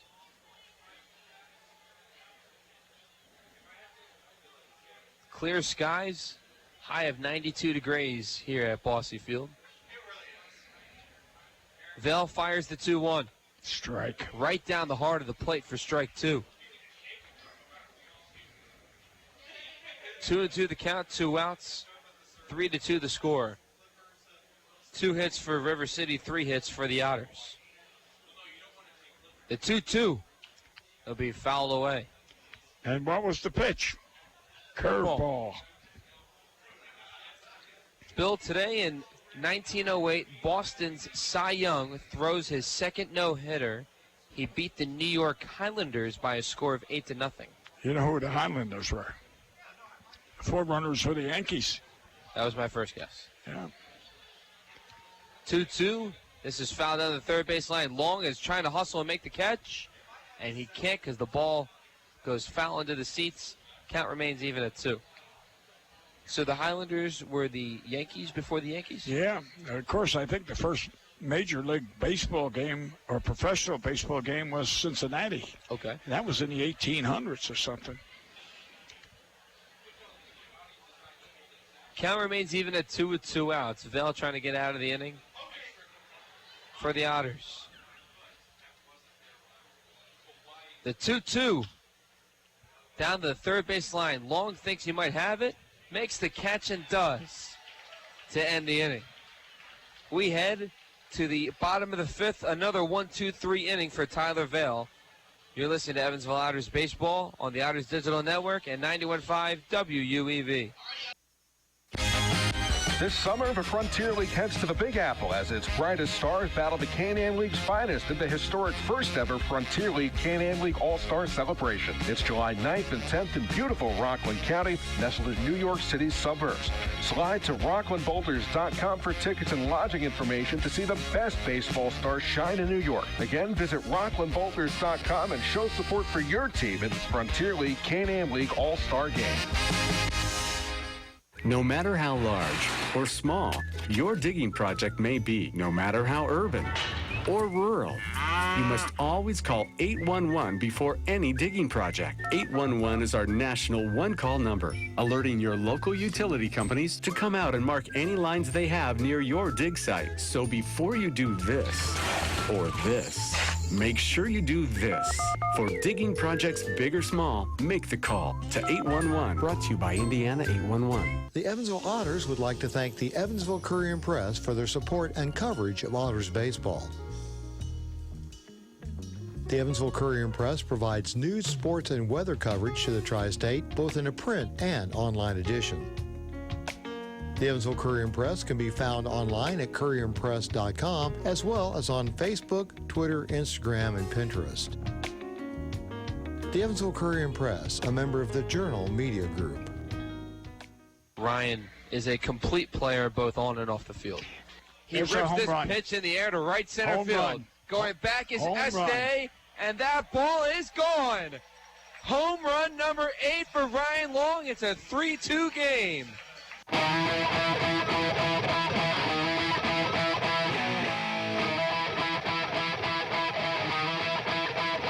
Welcome back to Evansville Otters Baseball. Dave Nguyen here on the call. Keith Griesaber will lead things off here in the bottom of the 5th. Dave Nguyen and Bill McCune here on the call. Last time Keith was at the plate, he led off the 3rd inning with a triple and scored on the RBI ground out by Jacob Adams. Cable on for the 5th inning. His pitch is inside. We also have some action in the Rascals bullpen. This might be the last inning for Cable.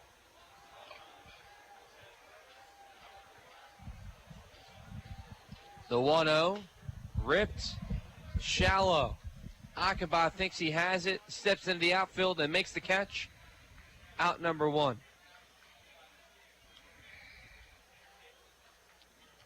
To the plate now is Justin Irby. He struck out back in the 3rd. He's 1 for 7 in the series. Had a single yesterday. He also walked.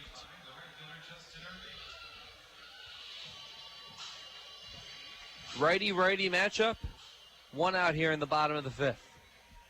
First pitch to Irby. Inside for a ball. Count moves to 1-0. You know, I was thinking last night you were advertising the Otters had their white shirts on. We were so happy and they won. There's a swing and a miss. But, yeah, I like the all whites. I don't know. I don't care. It looks classy. I'm old-fashioned. 1-1 to Irby inside. Count moves to 2-1. No, you go back. The Cubs are original. White Sox, the Yankees, the Red Sox, Detroit, Dodgers, Giants. 2-1 is a called strike. Count even at 2. I go back to all those teams that, you know, one time 40, 50 years ago, there was only 16 teams. And I don't think any of those teams today wear just white and grays? White and grays, yeah. I think the Yankees still do. Well, that's what I'm saying. They're strictly whites at home and grays on the road. The Red Sox will sprinkle in a navy blue uniform. Oh, that's right. They'll sprinkle a red uniform. Right. Okay. But for the most part, they're red and white too. Right. This pitch is high, and that'll be ball 4 to Justin Irby. I know you. You know, that's again. You corrected me again today. I never thought of it. You're right. Okay. If I'm wrong, let me know. No, I'm not going to say that. Jacob Adams to the plate. He has the first RBI of the game. He had the ground out to Achenbach that scored Keith Griesaber back in the 3rd. 3-2 the game. 3-2 the score, I should say. First pitch is a strike to Jacob Adams on a breaking ball from Tanner Cable. Look at that hole between short and 3rd. Wow. 2 semis. 0-1 outside for a ball. Count moves to 1-1 to Jacob Adams.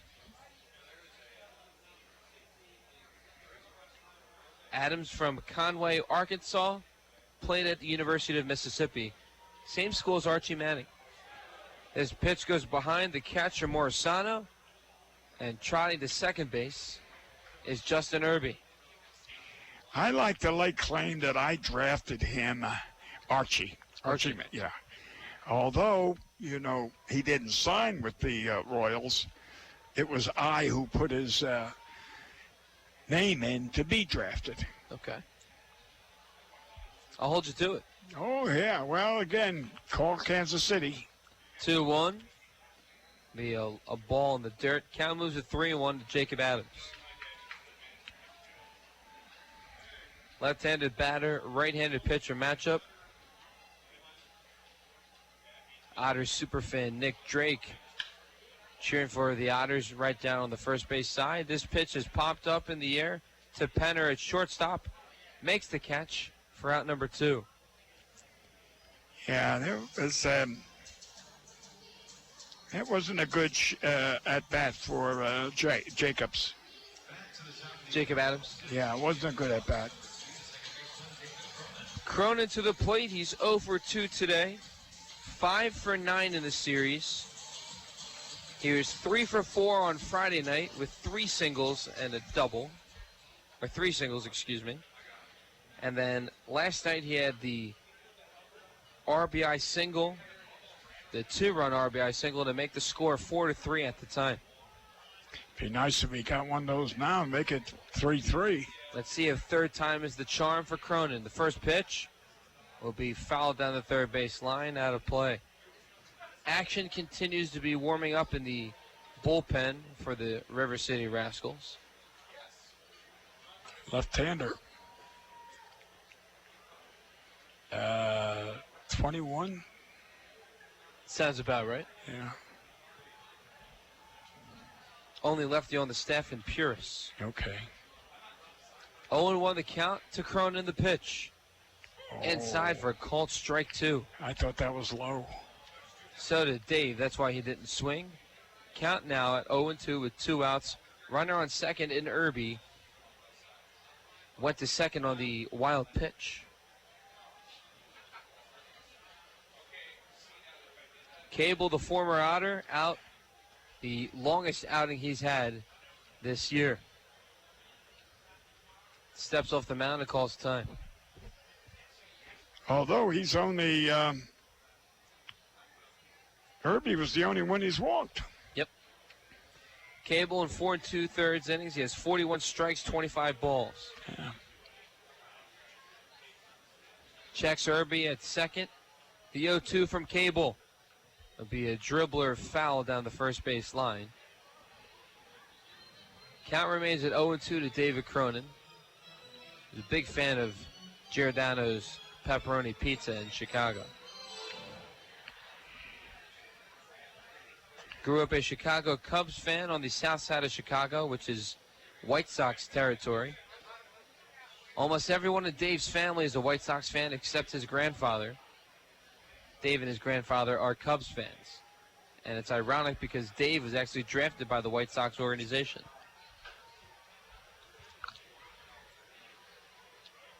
Oh, 2 to Cronin.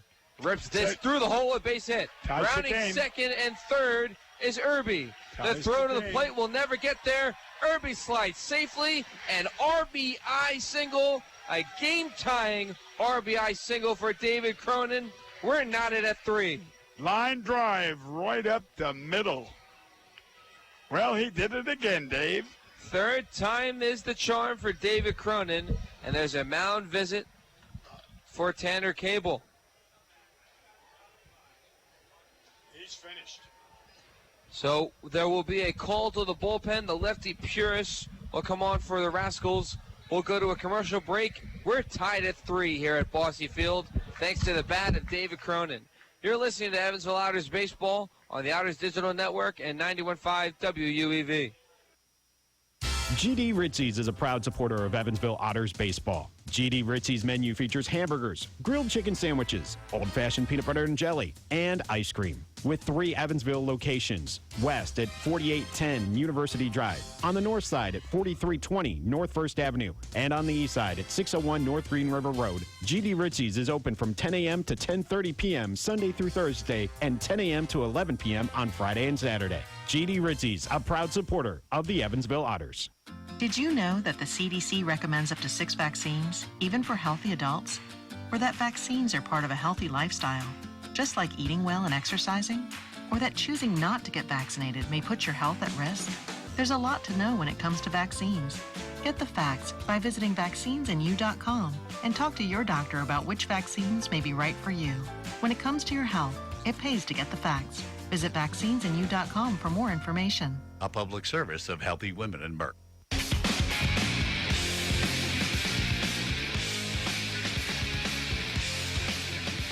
Welcome back to Evansville Otters Baseball. Dave Nguyen and Bill McCune here on the call.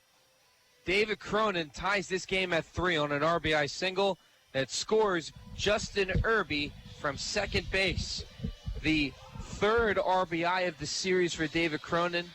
And I got to tell you, when he sets the tone for this Otters lineup, everyone else seems to fall in line.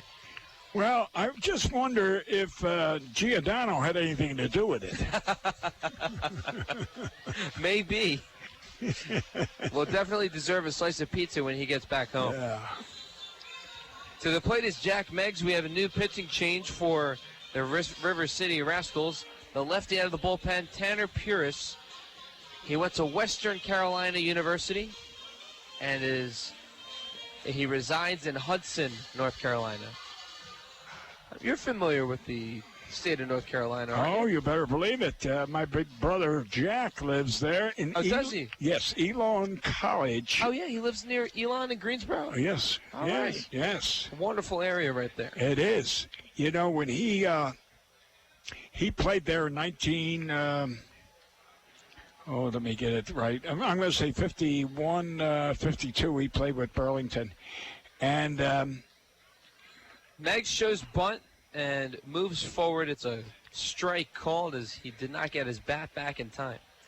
Anyway, he stayed down there. He married a girl and stayed down there. And Elon College, that's where he graduated from.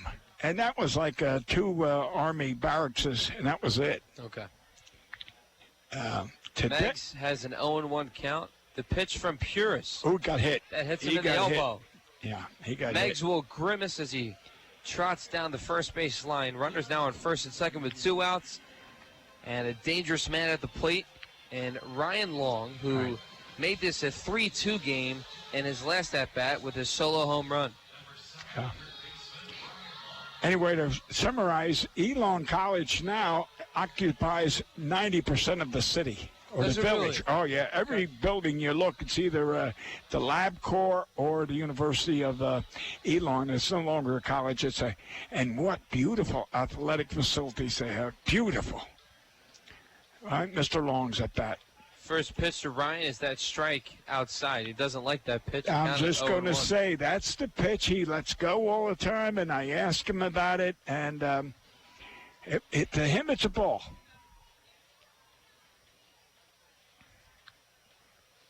Runners on first and second, 2 Otters. Cronin tied this game at 3 with a single. Next pitch to Long is upstairs for a ball. Count even at 1, 2 outs. Cronin, that's his 3rd RBI in the series. I asked Ryan, I said, what pitch do you like? He said, the one over the middle, about belt, letter high. I said, yeah, that's the one he hit just for the home run. Lefty-lefty matchup. Puris has a 1-1 pitch. Here it is. Called strike 2, outside corner or around the knees. Count at 1-2, 2 outs. Cronin on second. He has the game-tying RBI single. Meggs on first. He was just hit by a pitch. Right. That last pitch to Ryan looked like a slider. Had a little break to it. Long needs to protect as he calls time. Sometimes batters will call time if the pitcher just waits too long to decide. Try to get in the pitcher's head. Cronin dancing at second base. The 1-2. Check swing. And the umpire says Long went around. The throw down to first is in time. But the Otters tie this game at 3 thanks to the bat of David Cronin. We head to the top of the 6th. You're listening to Evansville Otters Baseball on the Otters Digital Network at 91.5 WUEV. Heritage Federal Credit Union has 7 full-service branches in both Evansville and Newburgh, serving more than 38,000 members. Membership is open to anyone who lives, works, worships, or attends school in Vandenberg or Warwick County. Heritage Federal Credit Union offers mortgage and consumer loans, checking and savings accounts, as well as online banking for members. Heritage Federal Credit Union can be reached toll-free by phone at 1-800-858-1693. It can also be found online at hfcu.info. You wanted to be a teacher when you were little, but as you grew up, things changed. Teaching just didn't seem like the best option anymore, so you decided to become something else. But what would your 12-year-old self say? Interesting and innovative things are happening in teaching today. So it's time to put it back on your list. Don't try to convince yourself otherwise. You had it right the first time. Find out how you can make more at teach.org. Make more. Teach. Brought to you by Teach and the Ad Council. The Hoosier Lottery began selling lottery tickets on October 13, 1989. Since then, the Hoosier Lottery has offered hundreds of different games, awarded prizes to millions of players, and given billions of dollars to the state of Indiana. The Hoosier Lottery's mission is to responsibly provide innovative and entertaining lottery games for the benefit of the citizens of Indiana. To learn more about the Hoosier Lottery, visit them online at HoosierLottery.com. The Hoosier Lottery, a proud supporter of Evansville Otters baseball.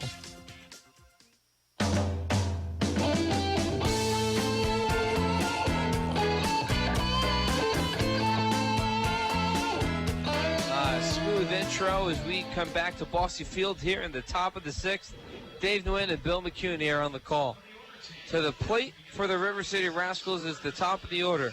Penner, Achenbach, and Este. Penner is 0 for 2 in the game. Struck out in the first. Grounded out to Carlos Castro in the third.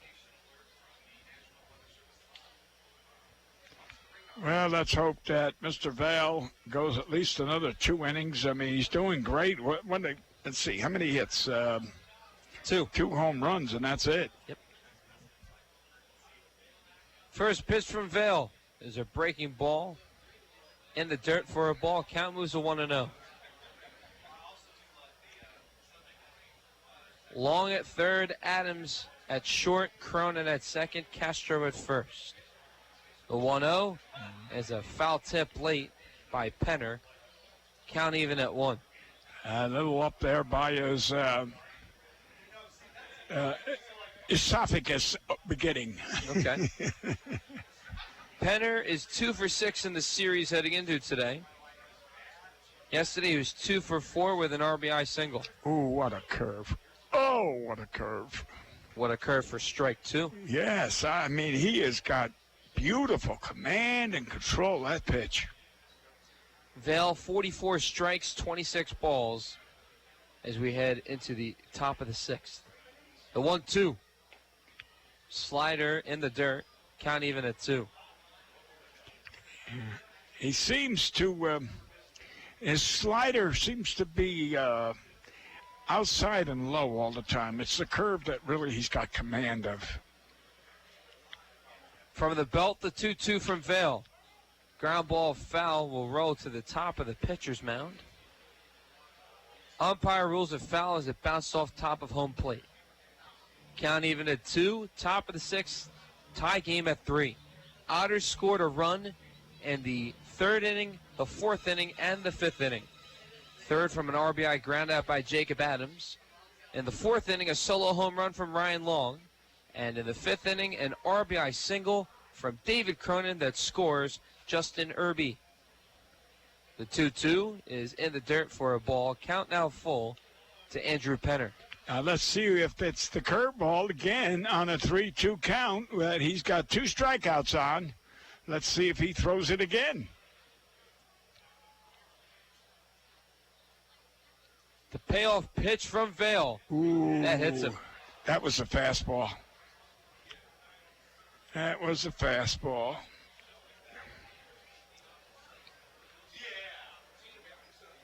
So a leadoff base runner for the Rascals as Penner was hit by a pitch. He was also hit by a pitch on Friday night. Yeah. See, now it was an interesting point. I was telling you about Tom Sievert didn't give up many runs. No. So here we are. We're in the sixth inning. They only got 2 hits, 2 home runs. If I was the batter, I'd be bunting right now because you're not going to get many runs off Vale. Well, Bill, the Otters will have some action in the bullpen. They have Malcolm Grady loosening up down there. And he was not about to bunt unless he was told, take the first pitch and see what happens, and then the bunt goes on the second pitch. Well, we will see. Achenbach is a very smart player. He's going to the All-Star game, one of 3 All-Stars for the Rascals. Well, I'm impressed mostly by that third baseman, Martinez. Yeah. Not so much as, well, he's played outstanding, but his bat has really been detrimental to the Otters. 1-0 the count to Achenbach. Here's the pitch. Breaking ball that misses. Good job there by Riz to catch the ball and make sure it didn't go behind him. He had to move over a couple steps to his right. Count at 2-0. You know, and Riz is doing a good job. You said it to him the other day. If the pitcher is a little funky out there, don't be afraid to go out and talk to him. That's right. He's a good student. Calabrese does that a lot. Calabrese is good at going out there and when the pitcher's in trouble. And, yeah, I did talk to Mike about that and say, go out there and relieve the pitcher of some pressure. Just say, hey, buddy. I'm not going to say on the air what I said. But anyway, I did say you had to be a psychiatrist. And a good sign of a leader. Yeah. The 2-0 is a slider that misses. Count moves to 3-0, and maybe Riz was saying maybe we should do curveball, fastball for this particular at-bat. Achenbach hitting .301 on the year heading into the game. He's 0 for 2 today. Well, we don't want this guy walking because then you really have a bunt situation, second and third. With no outs. Yeah. The 3-0 from Vail. There's a strike right there in the inside corner. Okay. Yeah. Count at 3-1. The double play would be nice right here. Right. It could be a steal on this one here on the 3-1. It's a good time to steal. If, I was managing, I'd have him stealing. Penner's got a good lead off first. 3-1 the count. Vail fires. Ball 4. So another walk issued to Trevor Achenbach.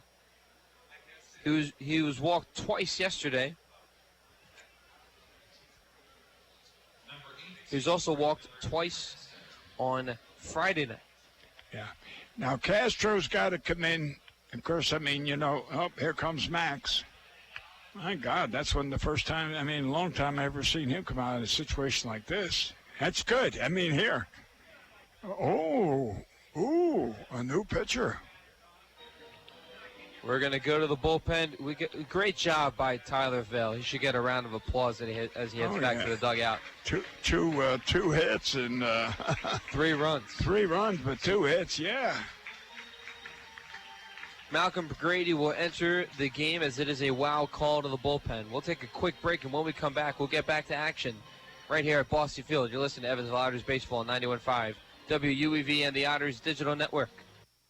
The International Brotherhood of Electrical Workers, Local Chapter 16, would like to take time to say, Go Otters! The IBEW Local 16's jurisdiction includes 13 counties in southwestern Indiana, as well as Wabash County in Illinois. Its members are divided into several categories of electrical work, including inside construction, maintenance electric, residential wiring, and sign classifications. More information on IBEW Local 16 can be found online at ibew16.net. When it comes to protecting your baby, you can never do enough. You bundle them up and strap them in. That's why most parents choose immunization. Nothing protects babies better from 14 serious childhood diseases. So keep up with and get the recommended immunizations for your baby by age 2. For more reasons to vaccinate, go to cdc.gov/vaccines or call 800-CDC-INFO. A message from the Centers for Disease Control and Prevention.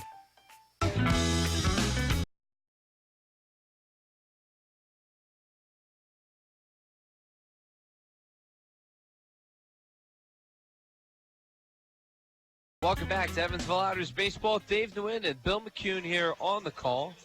The Otters will have a call to the bullpen, a WOW call to the bullpen. WOW is the phone, cable, and internet provider in Evansville. WOW, the best double play deal in town. On the mound will be Malcolm Grady, and you're a fan of his, Bill. Well, I'll tell you what, I hope they don't score. I hope we get out of this inning because I don't want to see Vail be on the losing side. He has pitched such a wonderful game. 2 hits only. Of course, they're home runs, but still, he has been great all day, and he deserves a win, not a loss. And let's hope Mr. Grady comes up with it. I'm afraid the situation is going to be a bunt, and they'll have runners on second and third with 1 out. And unless we get the force out at third. Yeah, but you don't see that very often. It all depends on the bunt. You know, if the batter hits the ball back hard. But then Ryan's got to get back to third quick. Castro, he's playing too far back. He's got to come in. Long, it definitely plays in on the edge of the infield grass. First pitch from Grady. Cold strike, curveball right there for strike one. I guess they know more than I do. No wonder Carlos is playing deep, because this guy didn't indicate he was butting at all. Este to the plate. He has a solo home run.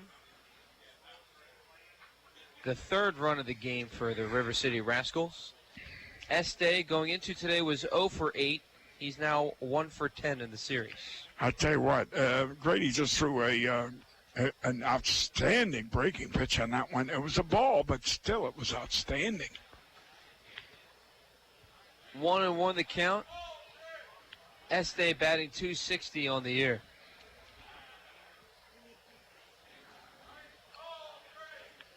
Breaking ball, that misses. Rizzatello can't find it. Advancing to second and third will be Achenbach and Penner. Penner at third. The tying run at third base. The go-ahead run at second in Achenbach. And Malcolm is uttering words of disgust to himself because of the last two that have been, low. They really have a great break. But anyway, he put himself in the jam. The thing is, those runs on bases second and third, they belong to Vail. 2-1 the count. The pitch from Grady. Yep, there's another Good one. block there by Rizzatello. That ball bounced off the dirt, but Rizzatello with the quick glove. He used to be a pitcher for Cleveland years ago that would come in, bases loaded. He threw BBs. And because he didn't care, the runners on the base were someone else's. No outs, runners on second and third after the wild pitch by Grady. 3-1 the count. Big pitch in the at-bat. Riz calls time. Wants to give a signal out to his infield. Long plays on the edge of the infield grass. Open base at first. Playing on the edge of the outfield grass is Adams at short and Cronin at second. Now we're conceding no run. 3-1. Call strike two. Good breaking ball there from Grady. Makes the count full. Yeah, Adams is deep at short. Cronin's deep at second. There's no way of a double play if it's a ground ball. So you're automatically conceding anything that's in the ground is going to be the runner scoring. This is too late in the inning of the game, sixth inning to. Payoff pitch from Grady. And that'll be ripped foul down the first base line. Come on, Malcolm. Mike's calling a lot of breaking pitches, but he just doesn't have the control yet. Maybe he didn't have enough time to warm up. Possibly.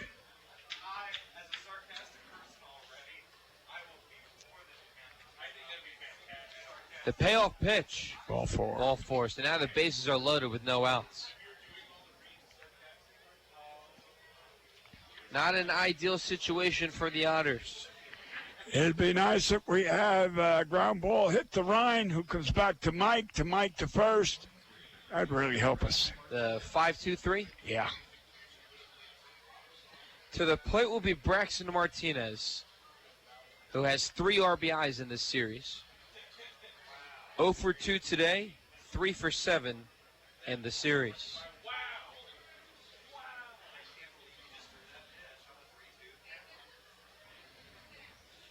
First pitch from Grady, strike right down the heart of the plate. Yeah. Looks like it didn't have that much velocity on that pitch. Maybe he was aiming it, 0-1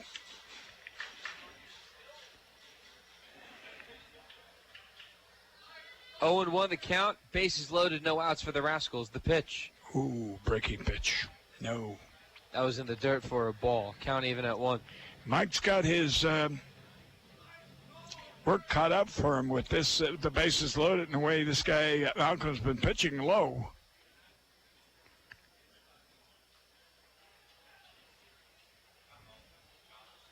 One. Fastball for strike 2. Now, have you noticed that Mr. Malcolm so far, he's had good command of his fastball, which he's getting for strikes, but the curveball is in the dirt. So I don't know what I'd call this. I'd still go with the breaking pitch just to throw him off. The 1-2. Fastball. That's outside. Good catch there by Rizzatello, not allowing the ball to go behind him. I got to tell you, Mike's really tough back there. Oh, he is. He is a trooper. Yes, good description. His dad works for the New York Police Department. Oh, that's it. 2-2, swing and a miss.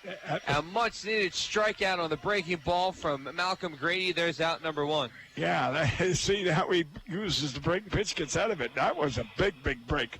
Yeah, it's Mike's father, a cop, just like I was telling you. Joe Torrey and Frank Torrey's father was a lieutenant detective with the New York Police Department. Okay. First baseman Zach Levy to the plate. He's 0 for 2 today. Bases loaded, 1 out. We're in a tie game at 3. The runners on second and third are responsible to Tyler Vale, who exited the game earlier in the inning. Called strike on the outside corner from Malcolm Grady to Zach Levy. 0-1 the count, 1 out. Oh, ground ball double play. When we had 4 last night, we could use 1 tonight. Playing close to second base is the shortstop Adams, shadowing the runner in Achenbach. Ground ball home over to Castro, throws a home. Oh, no, and he's safe as Rizzatello did not have his foot on the bag, and that will be a run, an RBI single. Oh no, Castro had all the time in the world, and he threw a bad throw to. Mike was lucky he got it. It could have ricocheted and maybe 2 runs have scored. Oh my God. So an RBI single extends the inning. That run, unfortunately, is charged to Tyler Vale. Penner scores. It's a 4-3 game. That would be an error. No RBI. Oh, is that true? No RBI, an error. So E3. E3. Yeah, that was a tough break. I mean, that was we may have not got a double play, but we would have got the out at home on the force, making it 2 outs. Ground ball over to Adams. To second for... Nope. Oh, my God. The ball goes over the glove of David Cronin. 1 run scores. 2 runs score. When it and rains, the Rascals have broken this game open. When it rains, it pours. That's 2 errors causing all these runs. And there, Mr. Vale's runs. Achenbach scores. Este scores. To third is Levy. To first, with a single, is J.D. Hearn. 3 runs have been scored in the inning. It's 6-3 in favor of River City.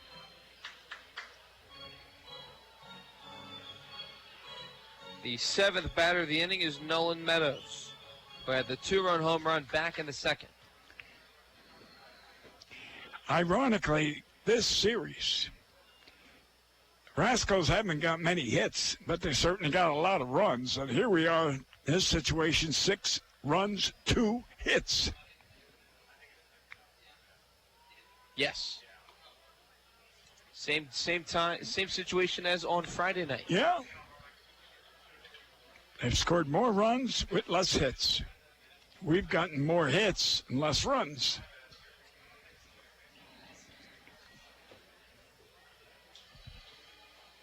The 1-0 to Nolan Meadows. He'll be fouled down the third base line.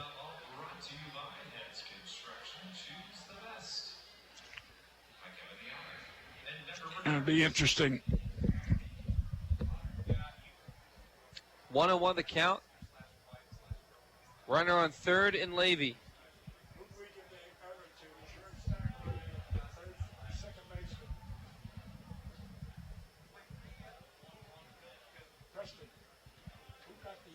The 1-1. Called strike 2 on the outside corner.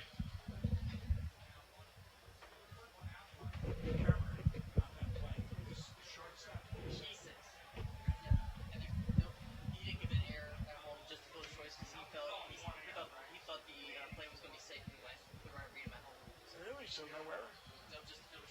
I changed that RBI. He gets okay.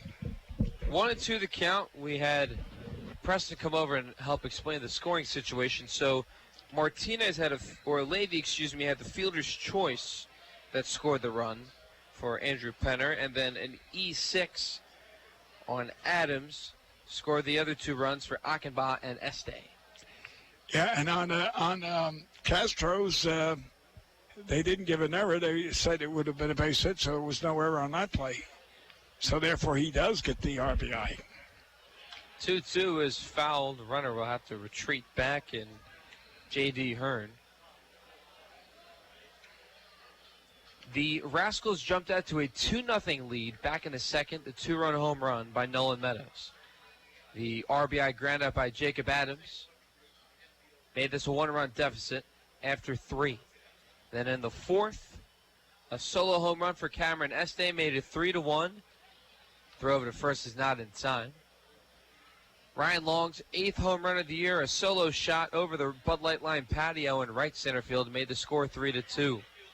And then in the bottom of the 5th, David Cronin tied the game on an RBI single, his 3rd RBI of the series. And then here in the top of the 6th, 3 runs have been scored by the Rascals. This pitch is in the air, shallow left center field. Adams thinks he has it now. Meggs comes in, but Adams will make the catch for out number 2.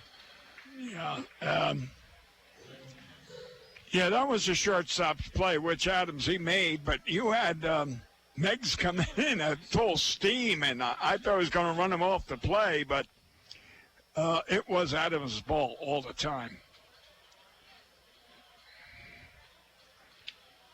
Rizzatello marks out the signs. There's an open base at second. Runners on the corners with 2 outs for the Rascals. To the plate now is Morisano. He's 0 for 1 today. He flew out to left field on the first pitch he faced. He came in after the original catcher Murphy was thrown out in the top of the 3rd. If Castro's throw to Mike forces a second out, and then the ball that was hit to Adams is out at second, they didn't score a run. We'd still be 3-3. 2. Next pitch is a breaking ball in the dirt from Grady. Count even at 1. 3 runs scored. The inning started with a hit by pitch and a walk to Penner and Achenbach. Another walk to Cameron Este, loaded the bases with no outs. Strikeout from Martinez. Fielder's choice by Levy. Hearn reached on an error on the shortstop Adams. And Meadows just flew out to the shortstop for out number 2. 3 runs have crossed the plate for the Rascals. That's the difference in this game, as the score is 6-3. Yeah, but we still got 2 hits. That's it. 6 runs on 2 hits for the River City Rascals. 3 runs on 4 hits for the Otters. Curveball drops in there for strike 2. And the batter shakes his head to the umpire. Yep, good call, good call. You don't see that very often. Nope. 2-2 the count with 2 outs.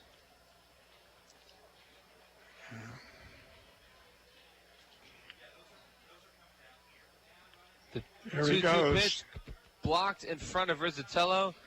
The runner on first, Hearn, will trot to second base without a throw. Count is at 3-2. Open bag at first base. Malcolm's curveball, he doesn't have it today. I mean, most of them are in the dirt. Riscantelli's doing a great job in blocking those things. As a former catcher, I know how he feels right now. This pitch is lifted in the air to center field. The Grease Saber will make the catch for out number 3. 8 men were sent to the plate. 3 runs scored by the Rascals. They lead this one as we head to the bottom of the 6th. 6-3 the score in favor of River City. You're listening to Evansville Otters Baseball on the Otters Digital Network and 91.5 WUEV. The tri-state area Marathon service stations are proud supporters of the Evansville Otters. Marathon has over 5,100 Marathon-branded stations nationwide, and a full list of area Marathon stations and a list of daily gas prices are available online at myMarathonStation.com. Marathon provides products which support commercial, industrial, and retail operations. Marathon's slogan is Fueling the American Spirit.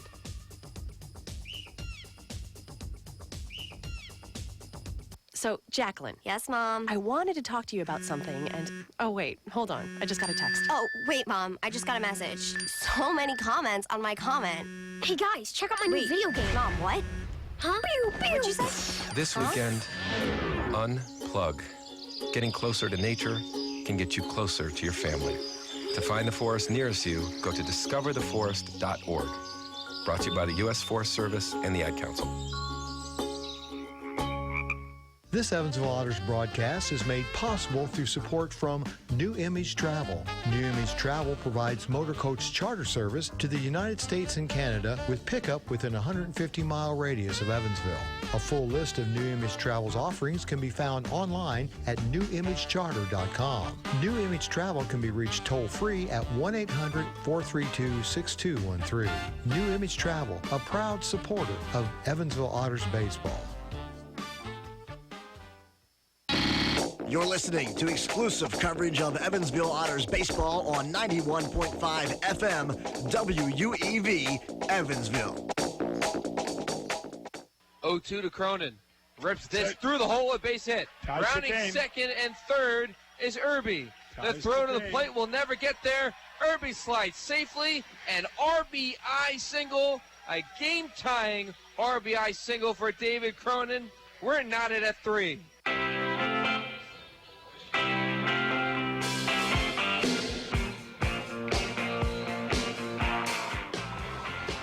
Well, Bo, start me up with a couple of runs, started by a couple of hits. We heard that highlight. That's the last time what happened when the Otters were at bat. To the plate will be Carlos Castro, followed by Rob Calabrese and Mike Rizzatello. Well, you were mentioning they scored a run in the third, a run in the fourth, a run in the fifth. Well, here we are in the sixth. If we get 1, 2, or 3, we'll be okay. One pitch at a time. Yep. New pitcher for the River City Rascals. Find out who the number is momentarily. First pitch to Castro. 35. Will be a ball inside. Yes, that is correct, Bill. Thank you. Went to the 5th grade. Be Yesan Medina making his second appearance. He pitched yesterday.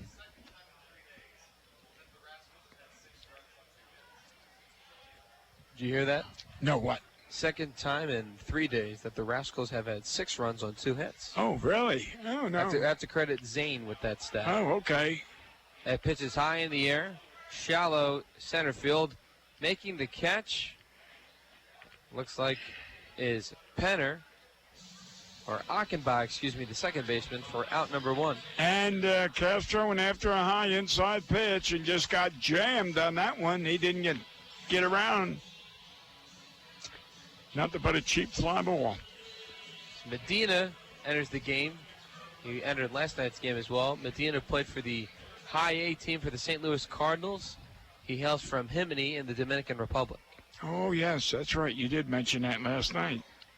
Calabrese to the plate. He's 0 for 2 today. Maybe the third time will be the charm for him with 1 out here in the bottom of the 6th. Yeah, we need runners. We need ducks on the pond. All-star catcher for the Otters. Medina from the right side of the rubber, the pitch. A fastball inside for strike 1. On deck will be Mike Rizzatello. The back-to-back, the New York guys in the lineup.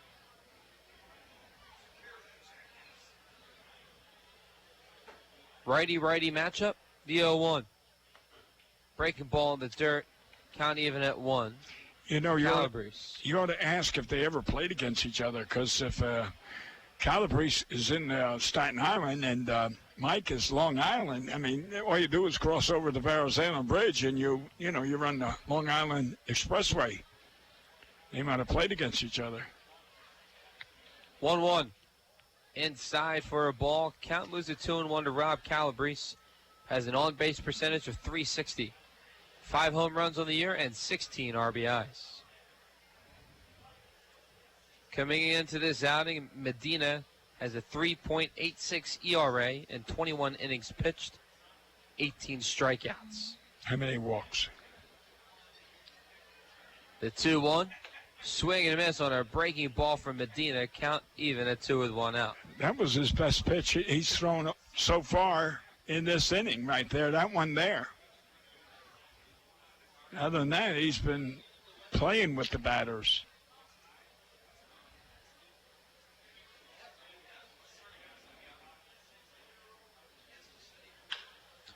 This pitch is ripped to the shortstop, Penner. Throws over to first. And he's in time for out number 2. 6-3 on the putout brings up Mike Rizzatello with 2 outs here in the bottom of the 6th. You said the amount of balls that Medina has thrown? Yeah. You had 18 strikeouts, 18 strikes, but only 5 walks. Oh. For how many innings? 21. Oh, that's not bad. Not bad. They've been searching for their closer after their initial closer was called up to affiliated baseball earlier this year. And Grigson. First pitch to Riz is inside for a ball. Count moves to 1-0 with 2 outs. Rizzatello is 0 for 2 heading into this at-bat. He was 2 for 3 yesterday. 1-0, ground ball on a couple of hops to Penner. He charges, throws over to first, and a 1-2-3 inning for Yeson Medina. We head to the top of the 7th, 6-3 the score in favor of the Rascals. You're listening to Evansville Otters Baseball on the Otters Digital Network at 92.5 WUEV.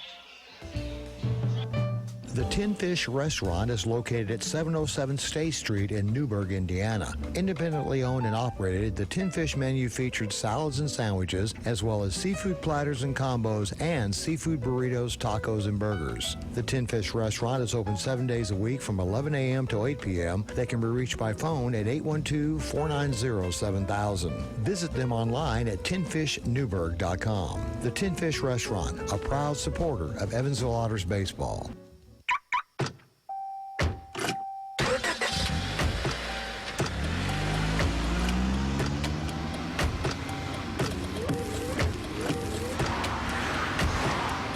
Driving has a rhythm all its own. Don't wreck it with a text. Before you get behind the wheel, silence your phone. Or better yet, designate a texter. For more text-free driving tips, visit stoptextstoprex.org. Brought to you by the Ad Council and the National Highway Traffic Safety Administration.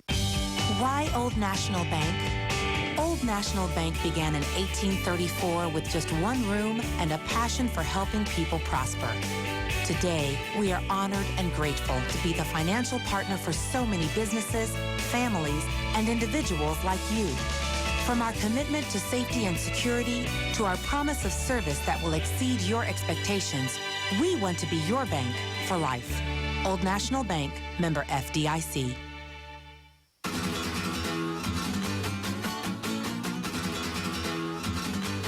Welcome back to Evansville Otters Baseball. Dave Nguyen, Bill McCune here on the call. Otters down by a score of 6-3. The Rascals have scored 6 runs on 2 hits. It's a head scratcher.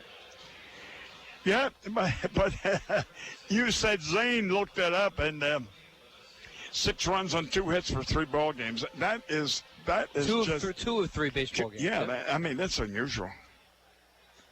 To the plate for the Rascals as we start the top of the 7th will be Cody Livesey. I want to see what Malcolm does on the curveball. First pitch is a called strike from Malcolm Grady. Counted 0-1 to Cody Livesey, the left fielder today. When he was warming up in between his inning pitches. 0-1 is way outside for a ball.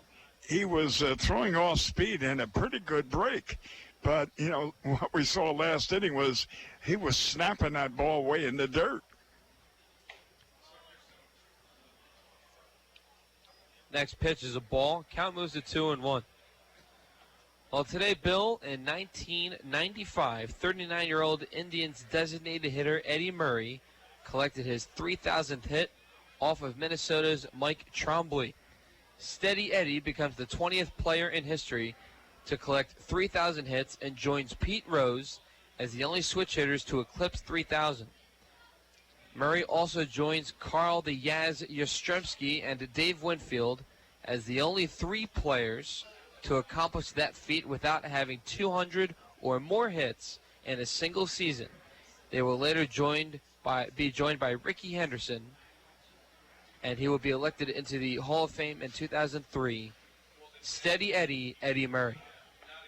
Swing and a miss, and that's a strikeout here to begin the top of the 7th from Malcolm Grady. And he took a little off on that breaking pitch, and that's how he got the strikeout. And Eddie Murray, you're speaking about, was one of the better baseball players, switch hitters, that there was. If there was anyone I wanted to pitch hit in the 9th inning, be it right hand or left hand, for extra base power, he would be it. He was a super player.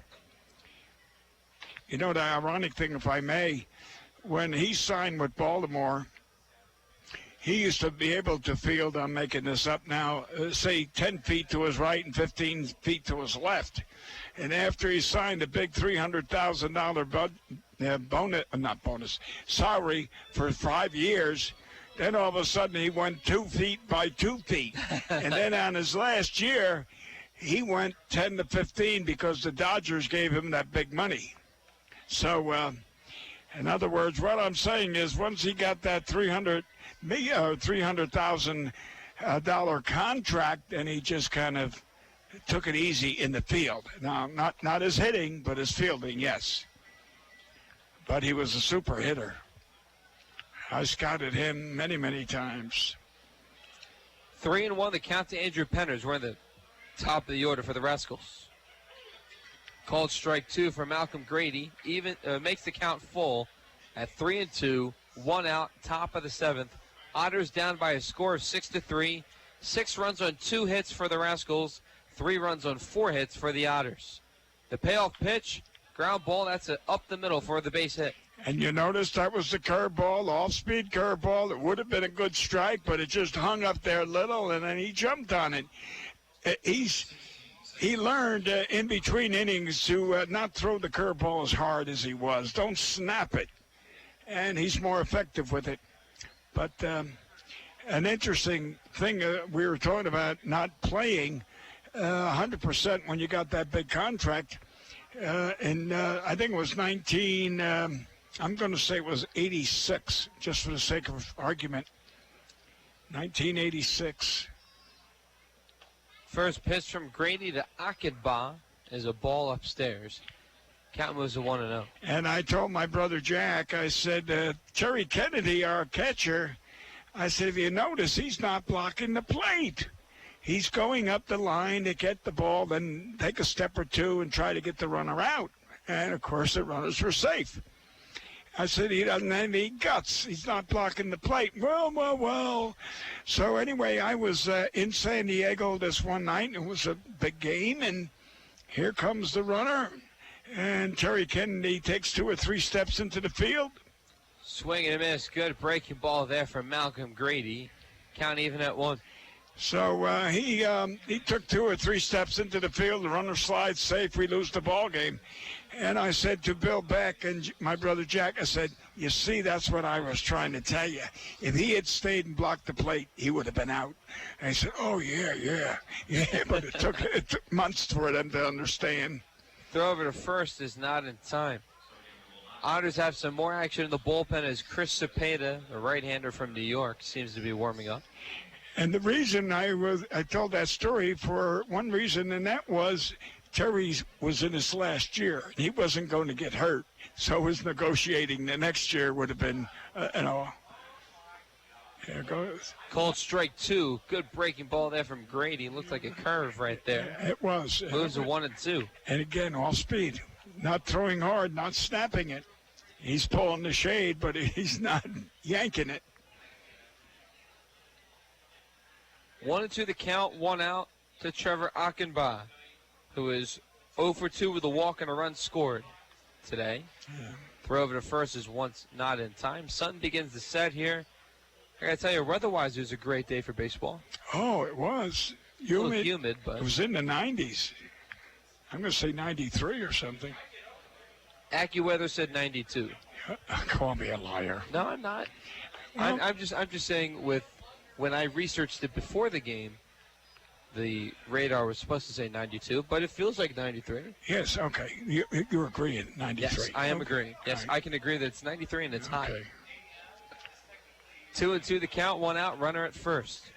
Achenbach 3 for 6 in the series heading into today. Throw over to first, the ball bounces in front of Castro. It may have hit the runner Penner on first. Base coach will check and see if he's all right. There was a scout that worked for Houston. His name was Earl Rapp, one of our World War II infantrymen who ended up with a Silver Star and a couple of Pearl Hearts and all that. Anyway, he was a good baseball scout. We were at a ball game one night, and he had a radar gun. And I said, his velocity is 87. 2-2, ripped and passed long at third. That'll be a single. Back-to-back hits for the Rascals. Still one out. So I said 87, and he said, no, it's 89. I said, you better get your gun checked. He said, I did. The New Jersey State Police calibrated it. I said, well, bring it back to the state police because it's wrong. And no, I'm going with eyesight. I didn't have a gun. Right. And it was about 2 weeks later, he said, Bill, he said, you were right. He said, my gun was off. Earl Rapp, what a great man he was.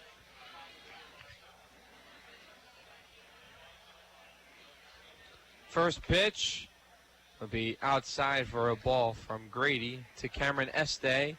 Este is 1 for 2 with the solo home run in the fourth. He was also walked and scored a run back in that 8-man sixth inning for the Rascals.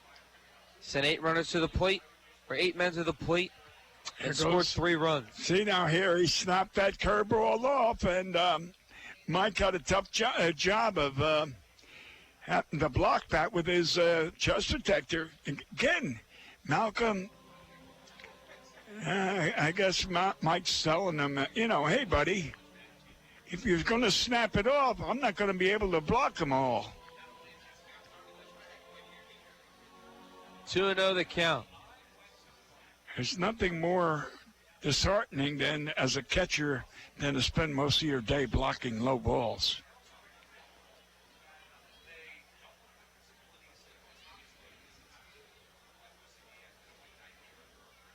Two 2-0 the count. The pitch ripped to center field. Going back is Griesaber.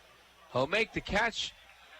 He's out. He dropped the ball, but he had it long enough. He was getting rid of it out of his glove, trying to throw it back in, and dropped it. So it's out. It's an out. Second out of the inning. Thank you for the clarification for the audience. Well, you probably were blocked by that pole. Yes. Iron girder. Steel girder. Okay. Advancing to third is Andrew Penner, but there's runners on the corners with 2 outs here in the top of the 7th. 6-3 the score. Each team has 4 hits. Otters have 3 runs on 4 hits. The Rascals have 6 runs on 4 hits. At one point, they had 6 runs on 2 hits. Yes, 2 hits this inning. Threw it off. First pitch to Braxton Martinez, who knows a thing or two about RBIs in this series. Today, Martinez is 0 for 3 with 2 strikeouts. But he's had a great series, fielding and hitting. And he'll be backing up Ryan Long in the All-Star game at third. Long, the starting third baseman for the Frontier League.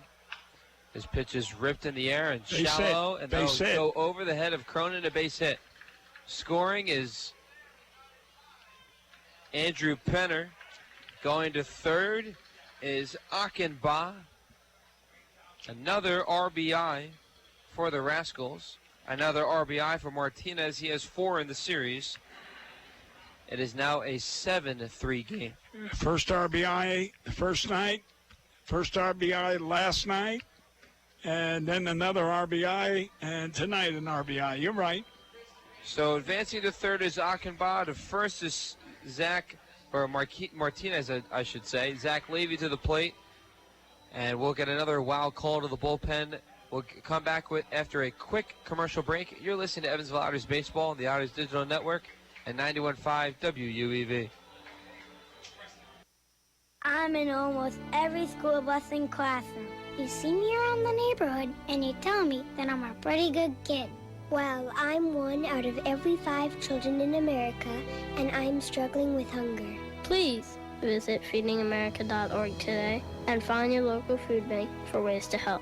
Every dollar you donate helps provide 8 meals for kids like me. We are Feeding America, brought to you by Feeding America and the Ad Council. Listen, as a hiring manager, I've got to tell you, the best job candidate.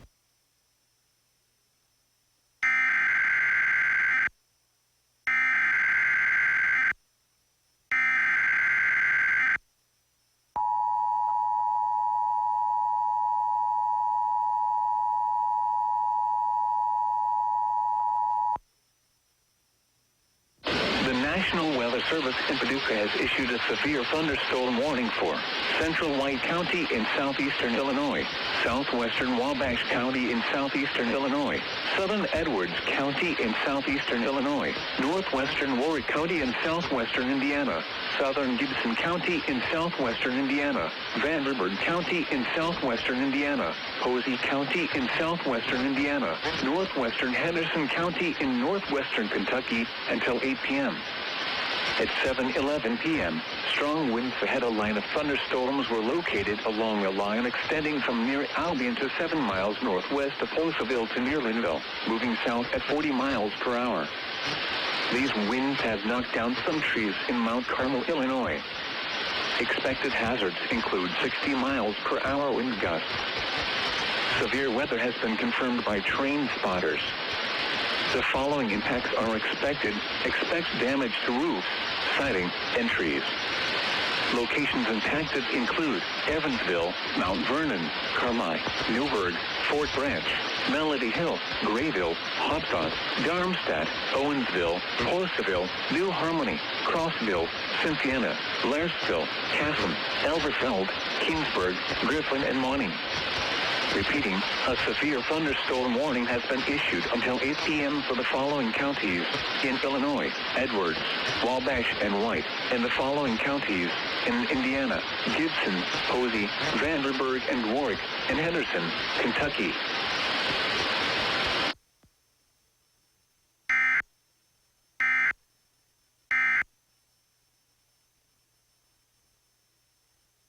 Going for the golf swing by his ankle. And, you know, if you did a statistics and checked how many times the left-handers hit that ball, I think you could bet the ranch and win every time. 0-2 ground ball right to Castro, and that'll be the third out of the inning. Yeah.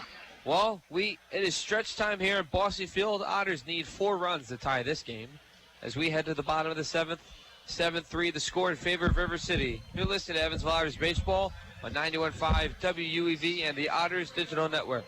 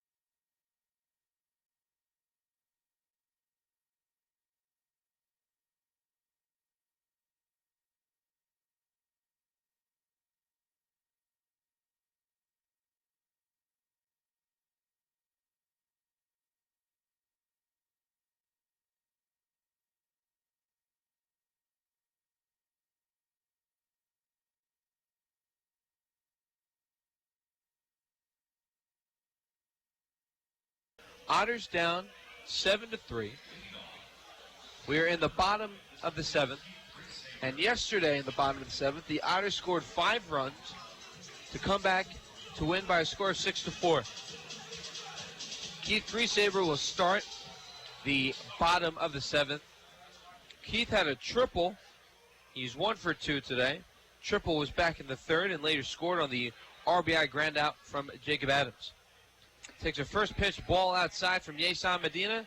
Counted 0-1-0. And you've heard me say it before. I'd be taking a strike. We're down by 4 runs late in the game. Okay, now he's got his strike. Now he's ready. Count even at 1. As you mentioned, we were talking about Gateway. The Otters will head to Sauget, Illinois, starting on Tuesday against the Gateway Grizzlies. And then they will face the same River City Rascals next Friday, Saturday, and Sunday. 2-1 the count to Keith Griesaber. The pitch from Medina. Oh, he got hit. He also got hit in the 7th inning last night. Oh, did he? Oh, okay. So maybe this will start a rally. Maybe. And you always say, Bill, the Otters score runs in the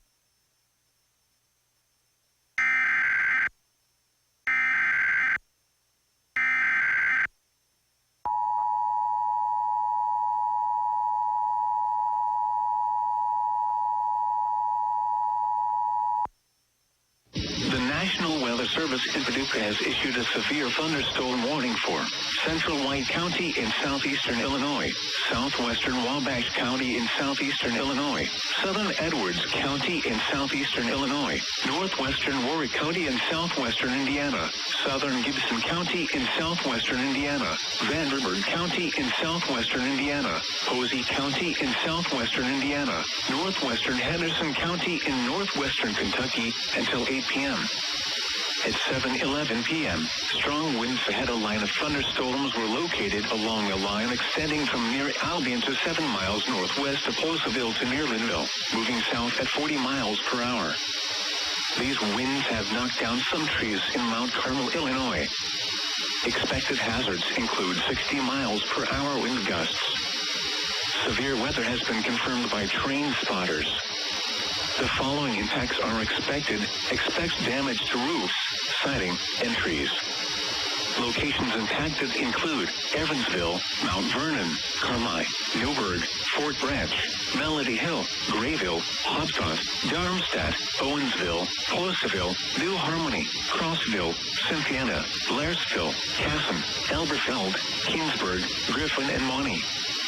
Repeating, a severe thunderstorm warning has been issued until 8 p.m. for the following counties in Illinois: Edwards, Wabash, and White, and the following counties in Indiana: Gibson, Posey, Vanderburgh, and Warwick, and Henderson, Kentucky.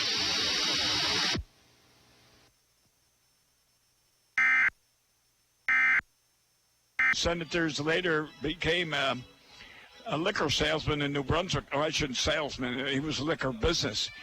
And he used to slide past second all the time and grab it by his arm. So that, in other words, he would deceive the second baseman and shortstop. He was very, very effective. George Case. I sold his business when I worked in the sheriff's office. He was one of those ones that died. He drowned in the train wreck in Newark, New Jersey when the bridge collapsed. 1-1 the count. Next pitch is outside to Adams. Count moves to 2-1. Yeah, George lived down in Red Bank. So used to take the train all the time, go to Newark. Anyway, good ball player in his day.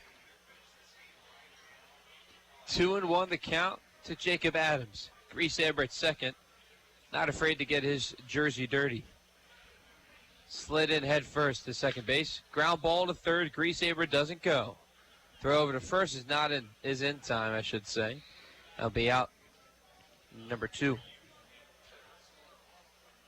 5-3 on the putout. There's 2 away here in the 7th. To the top of the order we go, and David Cronin. Cronin tied this game at 3 back in the 5th, his last at-bat. one of the most consistent ball players that the Otters have. I'll tell you what, he is a workhorse. Has been very effective. He comes through when the pressure is there. That's what makes him really a good ball player. He is a pressure-type ball player. You don't find many of them. First pitch to Cronin. Outside for a ball. Yeah.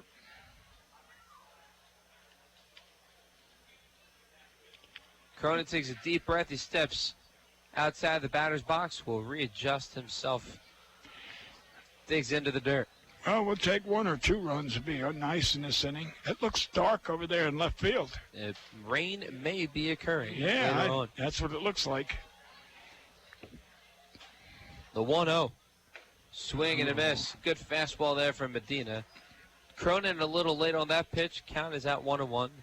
And like Ricky Leday, Cronin will step out of the batter's box, readjust his batting gloves, and dig in. Ricky Leday was a outfielder for the Phillies, and it got really annoying when he was at the plate. After every pitch, he'd readjust his batting gloves, even if it was a ball in the dirt. The 1-1, outside for strike 2. Yeah, Mr. Cronin, David, wasn't happy with that pitch. He thought it was high and outside, and I agree with David. But the umpire has final say. We may disagree, and if we argue, we'll get thrown out of the press box. There's one time, I don't know what ballpark it was, but there's a 1-2 count. Grease Saber at second. The pitch. Ground ball foul down the third base line, but there's a Oregon player that was thrown out of the stadium because he played 3 blind mice. Oh, I don't remember. I knew that there was an Oregon player thrown out. Yes, I remember that, but I didn't know why or whatever. I don't recall. Apparently, an umpire made a bad call, so the Oregon player started playing 3 blind mice. Right. And the umpire threw out the Oregon player. There was no music for the rest of the game. Right, yeah. Again, I recall, but not the particulars. 1-2 the count, 2 outs as there are dark clouds hovering in left field. The 1-2, chopper over the pitcher's mound. Achenbach, It's going to be a base hit. Stop. Base hit. And then a throw over to third. Oh, no. And Keith Greasehaver was tagged out. Martinez. Oh, no. Base hit, though. A single for Cronin, but that does not extend the inning as Greasehaver overran third and retreated back. Martinez laid the tag down in time. We head to the top of the 8th. 7-3 the score in favor of River City. You're listening to Evansville Otters baseball on the Otters Digital Network and 91.5 WUEV. The local Pepsi bottling group features Pepsi Company products for distribution to retailers and vendors in the tri-state and would like to wish the Evansville Otters the best of luck in today's contest. The Pepsi bottling group has locations at 2605 West Marion Street in Marion, Illinois, 3081 Contronics Drive in Owensboro, Kentucky, and 11733 West Industrial Park Drive in Elberfeld, Indiana. Information on Pepsi products can be found online at PepsiCo.com. Pepsi, a proud supporter of the Evansville Otters. Did you know that the CDC recommends vaccines for preteens, even beyond the ones required by many schools? Or that not staying up to date with recommended vaccines may put your child's health at risk? Or that vaccines are studied for many years before they're made available to the public? There's a lot to know when it comes to vaccines. Get the facts by visiting vaccinesandyou.com and talk to your doctor about which vaccines may be right for your family. When it comes to helping to keep your family healthy, it pays to get the facts. A public service of Healthy Women in Merck. The Evansville Otters would like to thank Sinorama Evansville for their support this season. Sinorama Evansville is a multi-application supplier of custom-made signs, banners, and decals in the tri-state. Located at 1300 North Royal Avenue in Evansville, Sinorama is open 8 a.m. to 5 p.m. Monday through Friday. They can be reached by phone at 812-477-7763 and can be found online at sinorama.com/in-Evansville. Sinorama Evansville, a proud supporter of Evansville Otters baseball.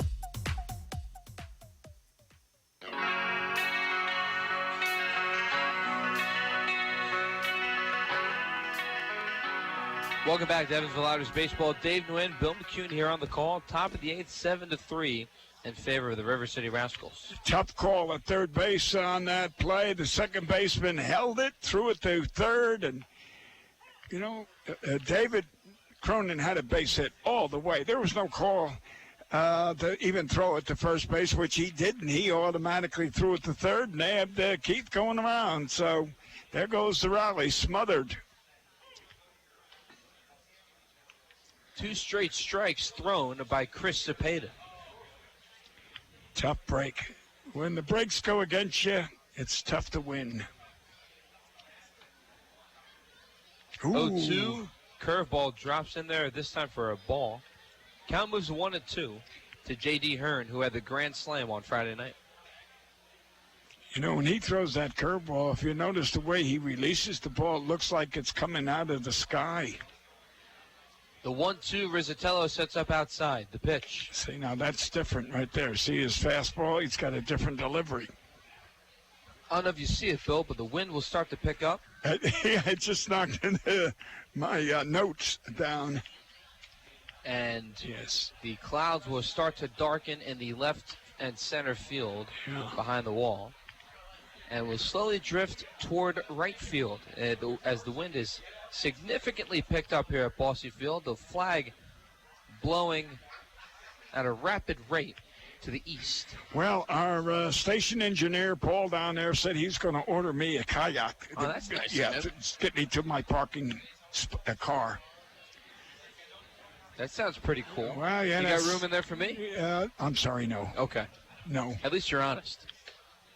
Pitch inside for a ball. Count goes to 3-2. My kayak only holds 1. And you're right, the wind is throwing our papers about. Ooh. This pitch, and Ball. now the dirt starts to pick up and blow. And the glitter that was laid down yesterday will eventually clear. The glitter was laid down as it was Princess Night yesterday at Bosse Field. And the people in the front, those box seats are all starting to leave because that the wind is really blowing that dirt up, and I'd be surprised the umpires don't call this. If you look down at the first baseline, look at all the dirt picking up down there. I'm looking at third, and I'm seeing it going across into left field. I'll tell you, I'll be surprised if the umpires don't. If it keeps like this, the umpires will You got glasses on shielding your eyes. I think there's been a couple speckles of dirt that came up here to the press box. Yeah, I mean, that's a tornado type. All of a sudden it comes in, twirls, dirt flies, but hopefully it's not here. So I can go to your house for cover, right? Yeah. Yeah? Yes. Yeah, you're welcome. Oh, appreciate it. We're from the east. That's we right. have hurricanes. Midwest, they have tornadoes. Got it. As people slowly exit the ballpark. 7-3 the score. 0-1 pitch to Nolan Meadows. They want to get to their car before that rain comes down. So Hearn walked Meadows to the plate. He hit the 2-run home run back in the second. Wind seems to have died down for a moment. Oh, I spoke too soon. Well, the darkness has dissipated and left. It's getting like it's floating to center to right, so maybe it's passing us by. Possibly. Yeah. The 1-1 from Cepeda. There's a ball outside. Count moves at 2-1. Look at that flag, how it's blowing there to right. It's starting to, the wind is starting to pull the flagpole out to right field. 2-1. There's a called strike. Count even at 2. And looks like part of the flaps in the scoreboard out in left center field are starting to blow up as well. Yeah, what would be interesting is if the batter hit a fly ball. Here comes that breeze again. If probably the best breeze we've had all day. Yeah, if the batter hit one to center field, I wonder if it would carry over into the right field fence. Umpire calls time as dirt may have gotten into his eye. Yeah. Yeah.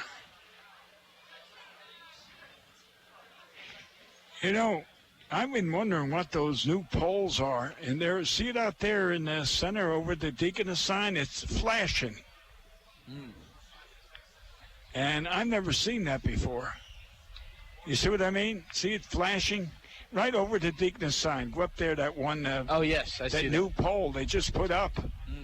Might be a weather pole. I don't know. There's a bunch of them here that all went up within the last couple of weeks. Next pitch from Cepeda. The 3-2 pitch, that's ball 4, and it's another walk.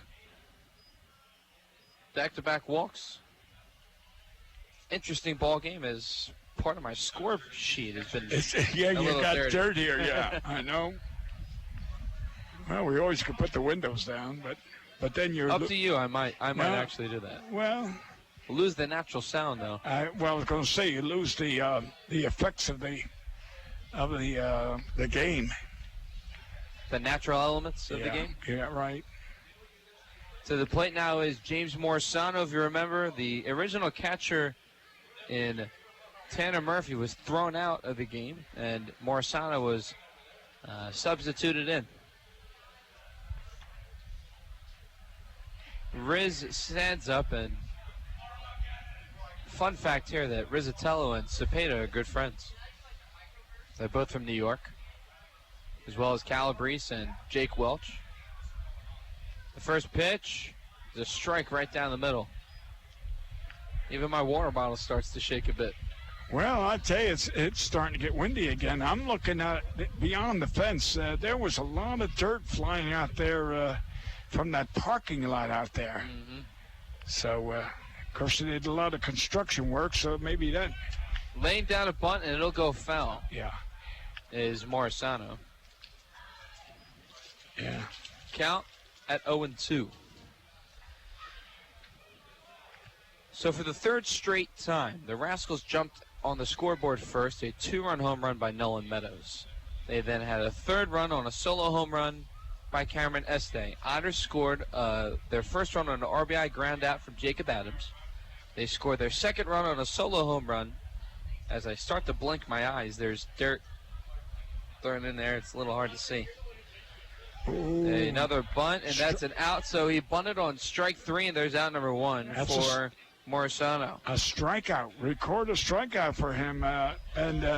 Yet it was a bad. Ooh, look at that. Yeah, Bill, I'm going to shut my window. No, I'm going to do the same thing. That's starting that dirt. I don't want the dirt. But that sacrifice bunt that he just attempted, it was way outside. It was a ball, and then he jabbed at it. So it was useless. He should have let it go. It would have been a ball. So odd play as the elements, particularly the wind, has picked up here at Bossy Field. And it's a shame because it started out as a nice sunny day. Oh, beautiful. Muggy day. Yeah. 90-something. 93. Yeah. According to your radar. Right. Next pitch from Cepeda is outside. We have Cody Livesey, I should say, at the plate. Livesey is 0 for 3 with a strikeout. And we got a lot of grit on in this area. Yes, we do. 2-0 the count. The pitch from Cepeda is way outside, and I feel like the wind has played an effect on the pitches thrown by Cepeda today. I know. I'm looking. I mean, the flags are really fluffing. The American flag is ready to rip herself off the roping there in center field. It's going so hard. Flagpole is even drifting towards right field a bit. Oh, is it? Okay. So another walk issued from Cepeda. So the top of the order we go, and Andrew Penner, as the wind, can't express it enough, it is having an effect here in the ballpark. We got the bases loaded and 1 out. You wanted the 5-2-3 double play, right? Something like that. Okay. First pitch is a ball in the dirt from Cepeda to Andrew Penner. Penner is batting .304 heading into this game. Batting 2 for 6 in the series. Today, he is 1 for 3 with a single, a hit by pitch, and 2 runs. A 1-0 from Cepeda is a called strike on the outside corner. Count even at 1 with 1 out. And something floated in the air from the stands or whatever to the center field, and left fielder's picking it up. So it must belong to the Rascals. Maybe it's a jacket. But anyway, it flew from left field, and it was about 40 feet high and finally settled in back of shortstop. Yeah, it had to be a jacket. See, he folded it all up, yeah. Yeah. 1-1 pitch from Cepeda. It's in the dirt for a ball. Count moves to 2-1 with one out. Bases loaded once again for the Rascals. It seems like they've had the bases loaded a majority of the time of the series. That's true. And Mike Rissatelli, the catcher, has stopped more balls that have been in the dirt, ricocheting off his body. I'll tell you, he deserves overtime pay, or what do you call it? Ground ball through the hole, a base hit past Cronin. 2 runs scored. 1 run scores at least. An RBI single, everyone else stops. So an RBI single for Andrew Penner. It scores J.D. Hearn. Here goes Mike out to talk to the pitcher now. I'll tell you, those generally the Otters relief pitchers do pretty well, but today they just, I think we should have let Bale in for another batter or two, because the men that come in to bail them out, certainly they lock the water, they put the fire out. Well, when Vale was in, he hit the first batter he faced, and then he walked the next one. I know, but he only gave up 2 hits in all the innings he pitched. I would have given him another batter or 2 to see if he could get himself out. If not, then yank him. And you know, I'm the guy that's always yelling, yank him, you know, because they're not effective. But in this case, he was effective. He had an outstanding curveball.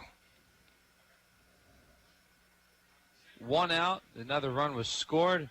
Ground ball. Cronin to second for 1. Adams to first. 4-6-3 double play ends the inning, but the Rascals score another run, make the score 8-3 as we head to the bottom of the 8th. You're listening to Evansville Otters baseball on the Otters Digital Network and 91.5 WUEV. Now we need 6. Since 1994, Slays Restoration has been assisting tri-state residents clean up and restore their properties after disasters of all kinds. Located at 2121 Cotter Avenue in Evansville, Slays Restoration offers assistance for water damage, fire and smoke damage, mold and biohazard mitigation, complete reconstruction, and much more. Slays Restoration can be reached toll-free 24 hours a day at 1-888-776-8555. It can also be found online at slaysrestoration.com.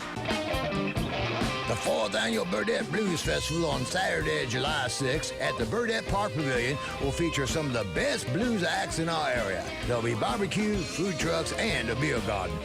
General admission at the gate will provide ongoing support for blues music in the tri-state. 12 years and younger will get in free. For more information, check out the 91.5 FM WUEV Facebook page or visit evansvilleblues.com.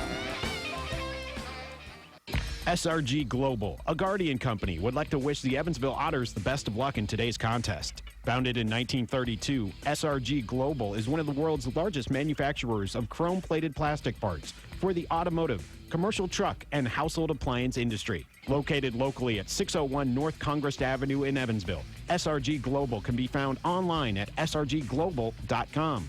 They can also be reached in Evansville by phone at 812-477-6151.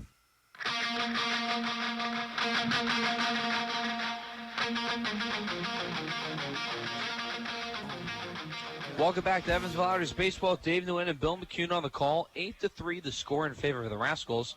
But we are in a weather delay. If you can't tell on your screen, if you're watching on the Otters Digital Network, there is a significant amount of wind that forced us to close our windows as there is dirt getting into our eyes. And probably good job by the umpires and the grounds crew to get the tarp on as part of weather precaution. The wind was getting out of hand here in this baseball game late. I would agree. We mentioned it earlier that there was a possibility this is exactly what they would do. And I'll tell you, you have a great foresight of what's going to happen, and you called it, and it's reality now. So, in a way to recap this game, the Rascals jumped out to a 2-0 lead on a 2-run home run by Nolan Meadows. Then they scored their third run on a home run by Cameron Este. The Otters cut the lead in half when the game was 2-0 on an RBI ground out by Jacob Adams that scored Keith Grieshaber to make the score 2-1. After the home run by Este made the score 3-1, Ryan Long hit his 8th home run of the year to make the score 3-2. And then David Cronin in the 5th or 4th inning, I should say, had an RBI single in the 5th inning. 5th inning. To tie the game at 3.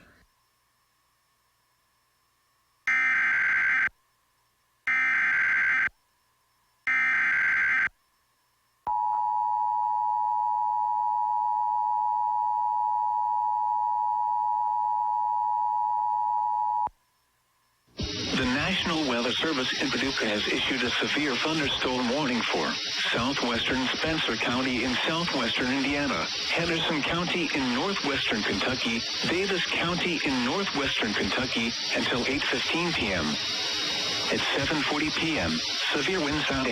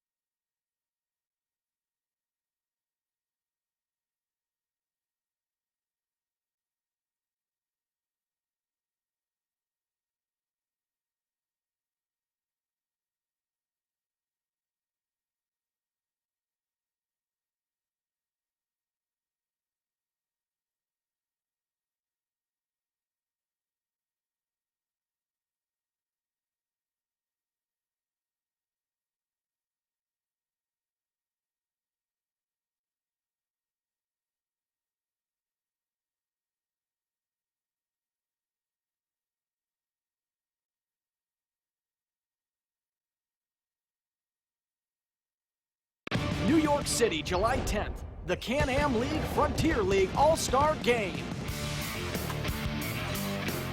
Baseball's future stars.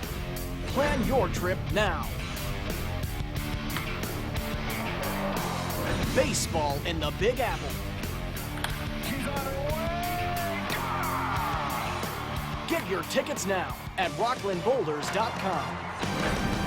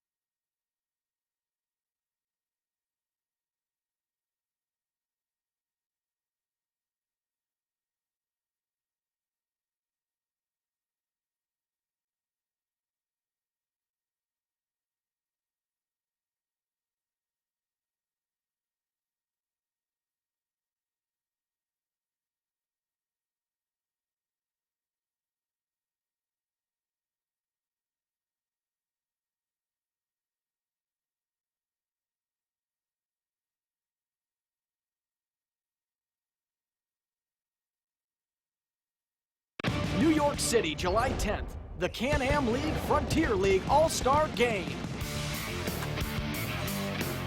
Baseball's future stars. Plan your trip now. Baseball in the Big Apple. Get your tickets now at rocklandboulders.com.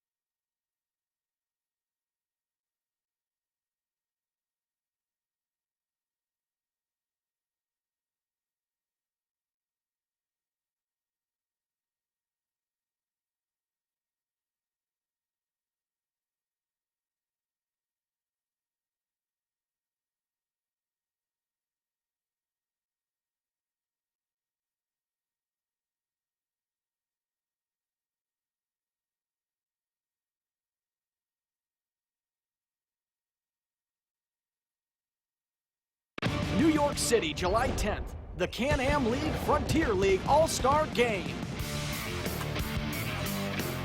Baseball's future stars. Plan your trip now. Baseball in the Big Apple.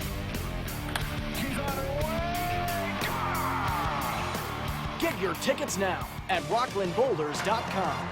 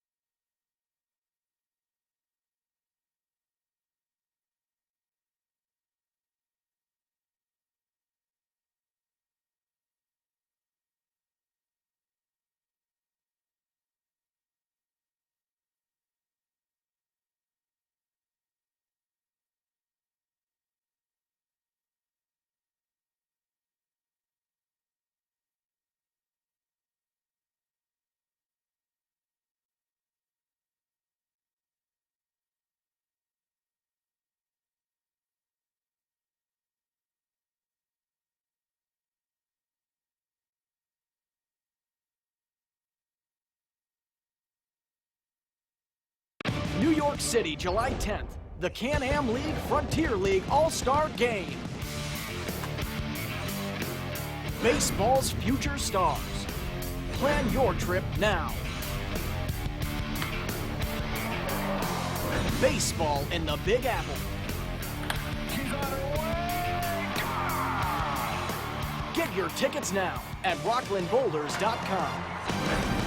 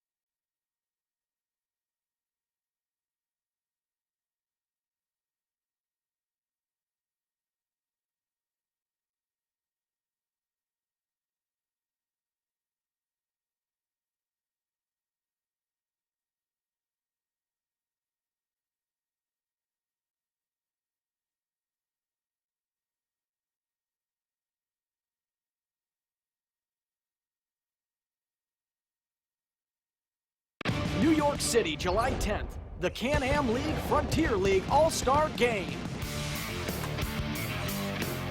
Baseball's future stars. Plan your trip now. Baseball in the Big Apple. Get your tickets now at rocklandboulders.com.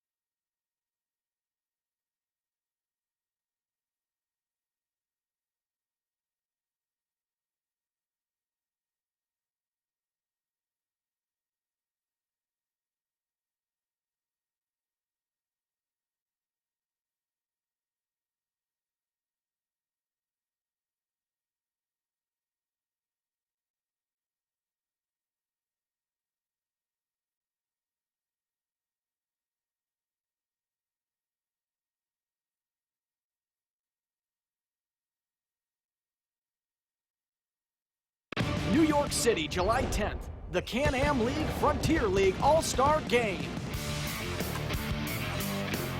Baseball's future stars. Plan your trip now. Baseball in the Big Apple.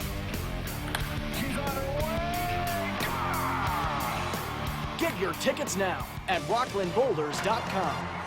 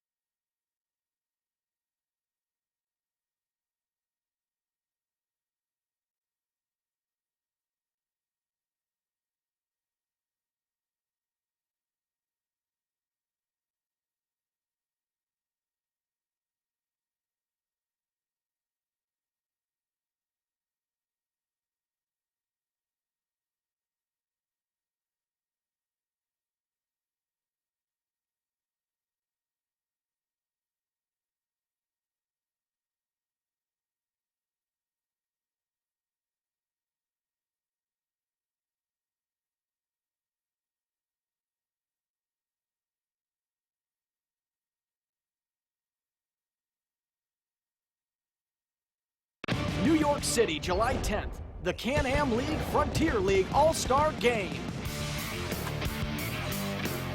Baseball's future stars. Plan your trip now.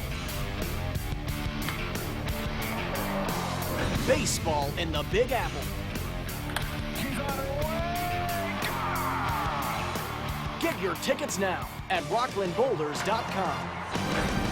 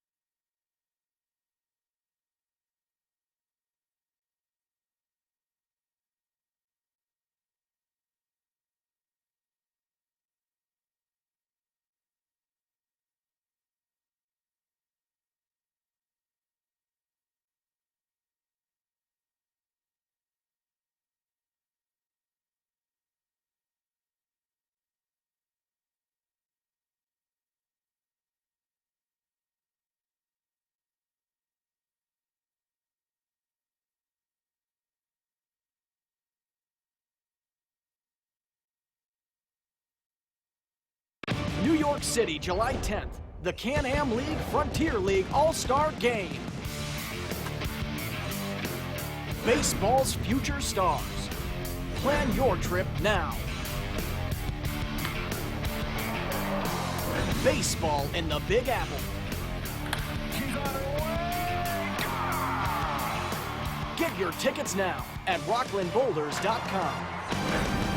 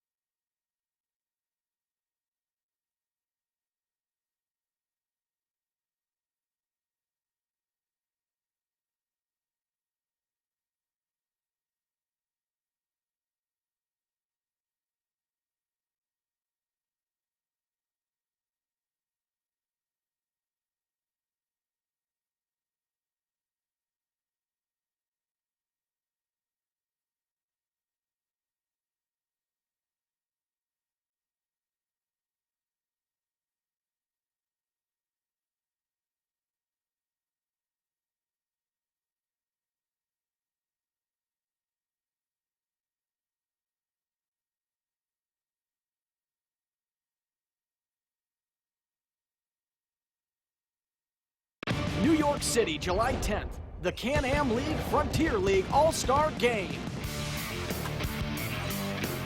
Baseball's future stars. Plan your trip now. Baseball in the Big Apple. Get your tickets now at rocklandboulders.com.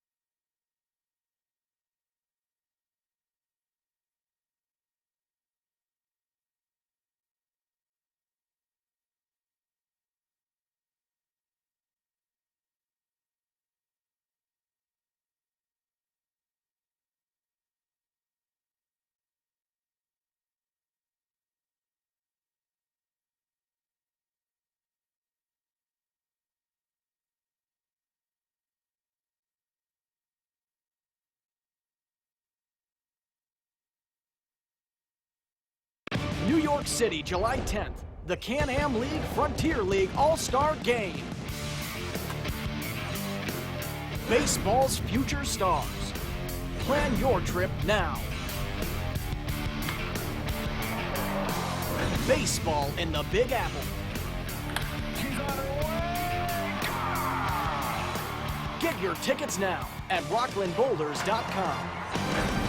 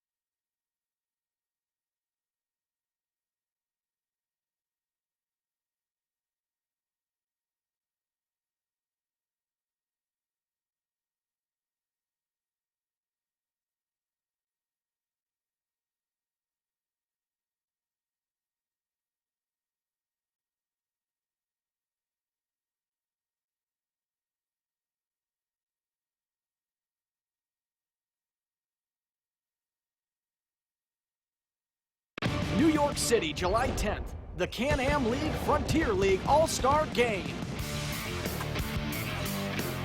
Baseball's future stars. Plan your trip now. Baseball in the Big Apple.